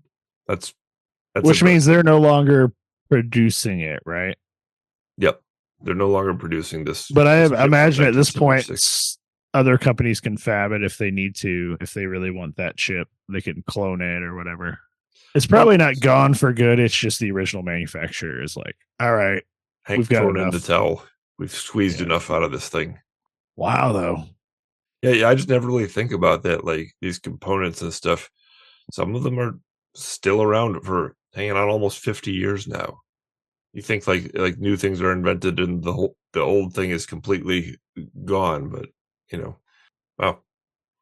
I mean, Nintendo's proving that with every console generation. Every console, yeah.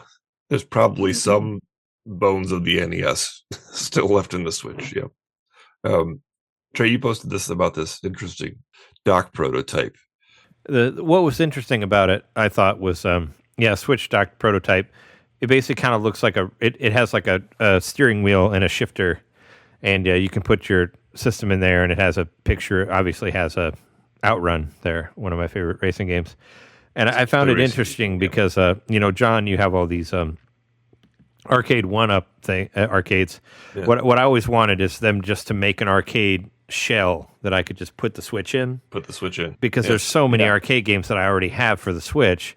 People do that for pinball stuff. Yeah, I mean, I've seen the pinball. I like it. I've seen it at like a MGC and stuff like that. But I would be interested in, just give me like an arcade shell. And I know Shake did a video about it, but they were really small. Like they made little arcade shells that you could have for like, for Street Fighter 3 and like all these games that are on Switch. Uh-huh. But it's tiny, and I want one that's like that has like that'll project it, as a regular arcade and play it. So, but I thought, that was kind of cool. It'd be like maybe a cheaper way to have a Outrun arcade or something experience. Like that. It's kind of because I love the racing games, so I was intrigued by it in that way. What I thought was interesting about this was this prototype looks exactly like a famous toy from the 80s, the Tomy Turn-In Turbo dashboard. What I'm talking about is, you remember like they're like these light-based kind of toys where there's a screen that had some light projected through it, but then you could like turn the wheel. Oh yeah, I saw those. And then it had like a lenticular. Yep. So, maybe it's not exactly that one. So, was there any sort of hit detection, or could you drive through the cars? I think there are various iterations of this thing. Because I remember the one that had it basically had like a loop that would go through it, and you would move a car around, but nothing meant anything. Like I remember seeing it, and I was like, there's no hit detection on that. I mean, whatever my little kid brain thought of it, but I was like, at 4 years old, you're like, where's the hit detection? I was like, they're driving over those cars. They aren't reacting to each other. There's no power ups in this video game. That. No, I mean, but it was. I could tell that there was no there was no challenge to it, because no matter where there was you are, developer crunch in this prototype. You don't I mean, you don't. I'm just saying, you don't crash or whatever. Like you're just going forever. Like there's no end. I guess I don't know. Exactly like being a child and what you think life is like. I still wanted to. I was like, why are they not hitting those cars? That's not realistic. Let's buzz through this movie news real quick. Yes. Amazon has renewed Fallout for a second season. Anybody seen that show yet? Heard it's pretty good? Not yet. No.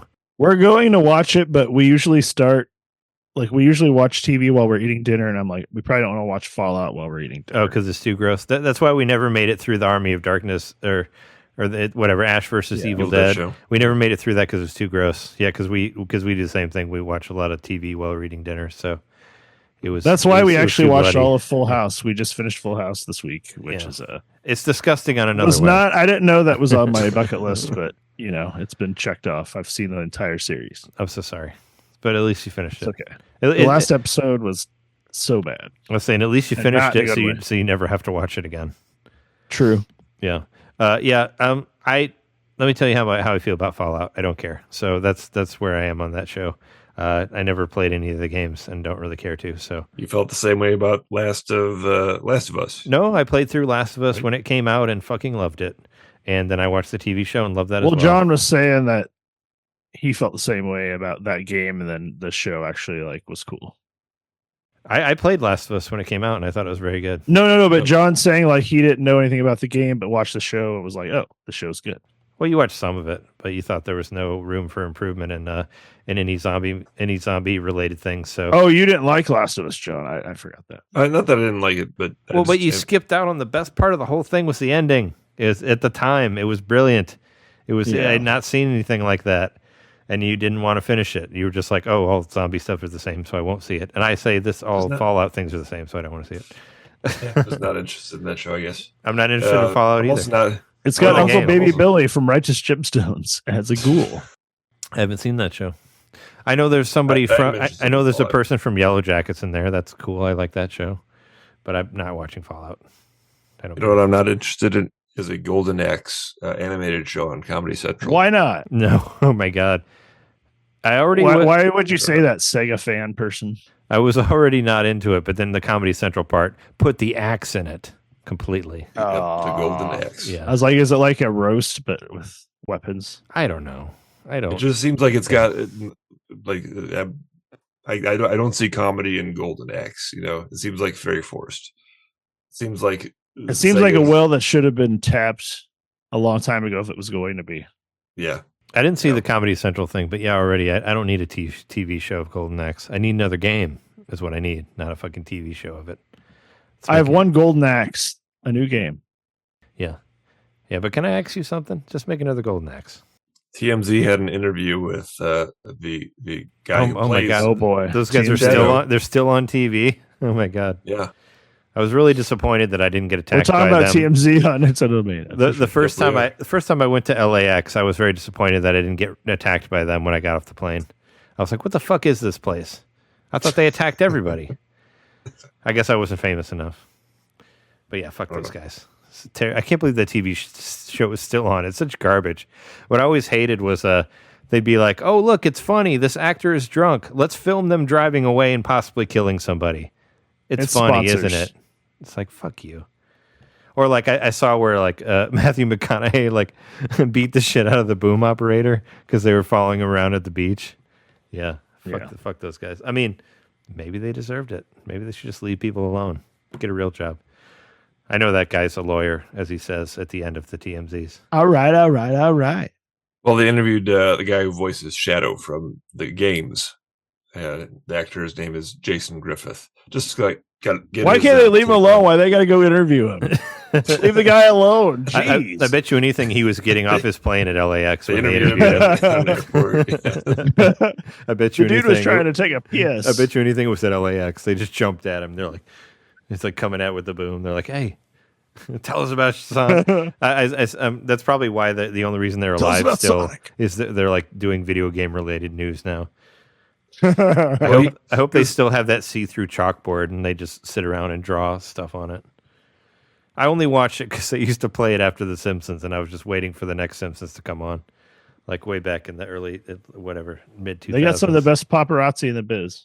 Yeah, they're fucking awful. Basically, he was asked what he thought of Keanu being cast, and he had nothing but good things to say about it. And he said, first of all, they never asked him to do the character for the movie, but essentially that he enjoys it being passed on to somebody else, and thought Keanu was a good choice. So he said, dude, if I was bitter about it, I mean, I'd be throwing away 20 years of a career that I have because I got to be those characters at some point. So seems like a good dude, and he has a good attitude toward it. So seems like his lawyer told him not to say anything to the people at the airport.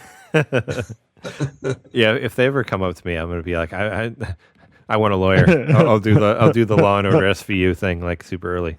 I want my lawyer. I'm not telling you anything till I have a lawyer. Don't trust 3 letters as a news agency. Yeah, I saw what you did to Matthew McConaughey. I still haven't forgiven you for it. We got to mention Game Boy turned 35. The official release date in Japan was April 21st, 1989. Yeah, it was Sunday. So celebrate by playing games illegally on your phone. I haven't played any Game Boy games on there, actually.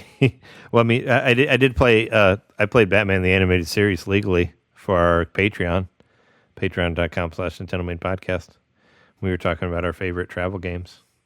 I played that legally. Yeah, I haven't played any illegal games on my. Well, I guess they're all legal, but I haven't played any Game Boy games on there. And I stick by the fact I only play games I have already. I just me can't too. play them. They're not any.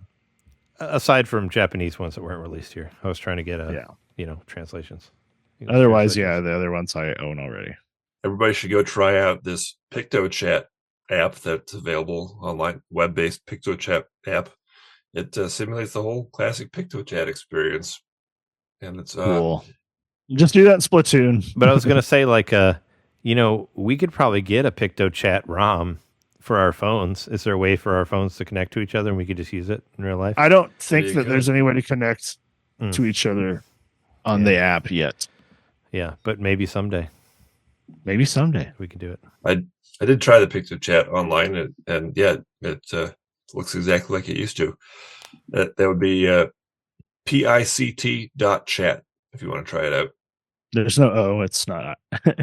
No Picto. It's no longer sponsored by. Are we almost done here? Can we do one? Yeah, I hope so. Can we do one more thing and be done? Because I got to get up in a few hours. Yeah. Cheers to the gaming historian. He is decided he is taking a step back to make the show a hobby again. I know he puts a lot of work into his videos and stuff, and I think making sure he's taking care of his health and all that stuff, mental health. Good on him, and thanks for 15 years or so of great shows, great content. I think history will look on him kindly. Yep.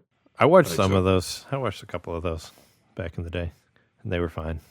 Videos like that are important because you learn things. He's probably made enough off the YouTube shit that he can take a break and retire. Maybe he's tired of comments. Yeah. You could turn those He off. says he's not going away. He's just scaling it back to make it more of a hobby again. Yeah. Less of a career, more of a hobby. I mean, good. He can actually do that. He can actually make money off that. Very few people can. The last one I want to mention, this is kind of a fun one. Scientists have discovered the first fractal molecule in nature, and it looks exactly like a Triforce.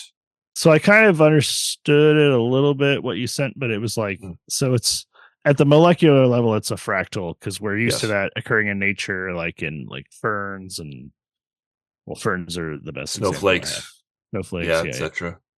Like it's like the pattern just keeps repeating as you go smaller or whatever. But so they found a molecule that in itself is a fractal. Is it an organic molecule or is it like something that occurs unnaturally that has to be like made or something?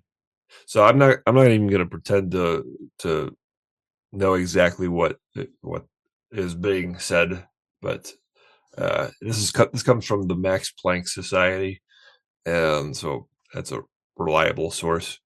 They say it's a big deal. I believe it's a big deal, right? And I've got some quotes here, but I'll try and get the gist of it real quick.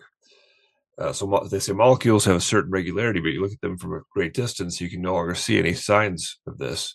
Then you see the smooth especially matter. As they aggregate. What's that? Especially as they aggregate and they become like a mass. That's true. Yep. You see them smooth. You see smooth matter whose features no longer match those of the individual molecules. The degree of fine structure that we see depends on our magnifications, in contrast to fractals, where self-similarity persists at all scales. In fact, regular fractals at the molecular level are completely unknown in nature. This is somewhat surprising. After all, molecules can assemble themselves into all sorts of wonderful shapes.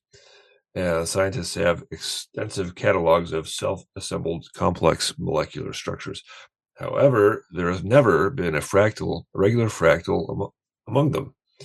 It turns out that almost all regular-looking self-assemblies lead to the kind of regularity that becomes smooth on larger scales.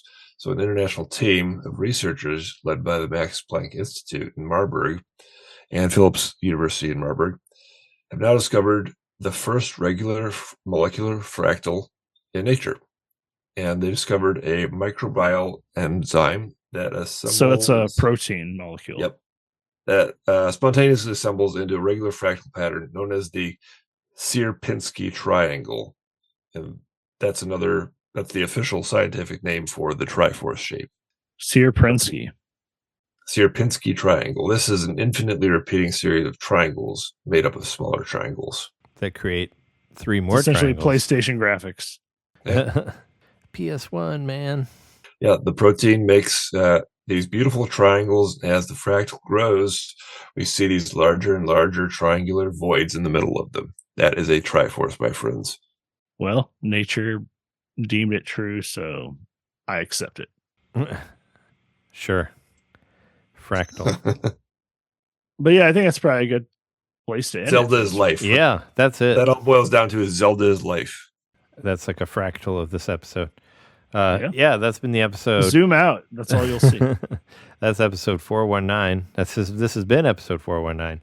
Thanks, everybody, for listening. You could find us on social media or whatever. You can find our NintenDomain community on Facebook. You can find us at Nintendo_domain and at JMaxStack on Twitter. I'm also on Blue Sky as NintenDomain. And Jeremy's on there too, right? You're as like... Right, same name. Is it, JMax Stack. Oh, I thought it was something Jer on Blue Sky. Oh, it might be a different name. Yeah. Damn it. I haven't gone on there in a while. I thought it was a different thing. I get likes on there sometimes. Well, I try to find people that I follow on Twitter and find them on Blue Sky, and eventually everybody I follow on Twitter will be on Blue Sky, and I can just stop looking at Twitter. Is the plan? Is the plan? So that's what that is. But what you should do is go to patreon.com/NintenDomain podcast and support the show and get bonus episodes. We did an episode about our favorite travel games, and I just put up the latest WART radio. You can check that out as well. I just put it out before I embarked on my journey that I'm on right now. But you can check that out. That's a good, solid hour of great music that you can listen to on there that are from the intros and outros of each episode and all that stuff. Yeah, you can find us on there. And thanks so much for listening. We've been your hosts. I'm Trey Johnson. Jerry Mikowski. John Enter.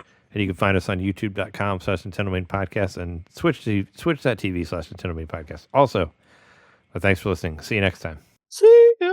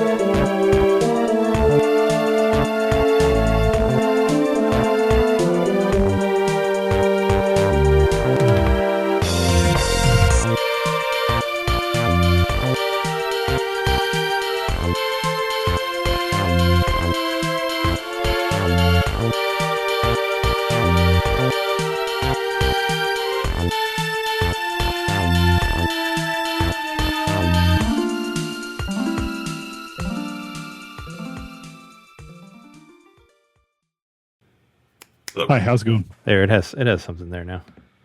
Don't snap at me like that. Gonna make me snap. Okay, I'm still recording, right? Yeah, all right. Okay.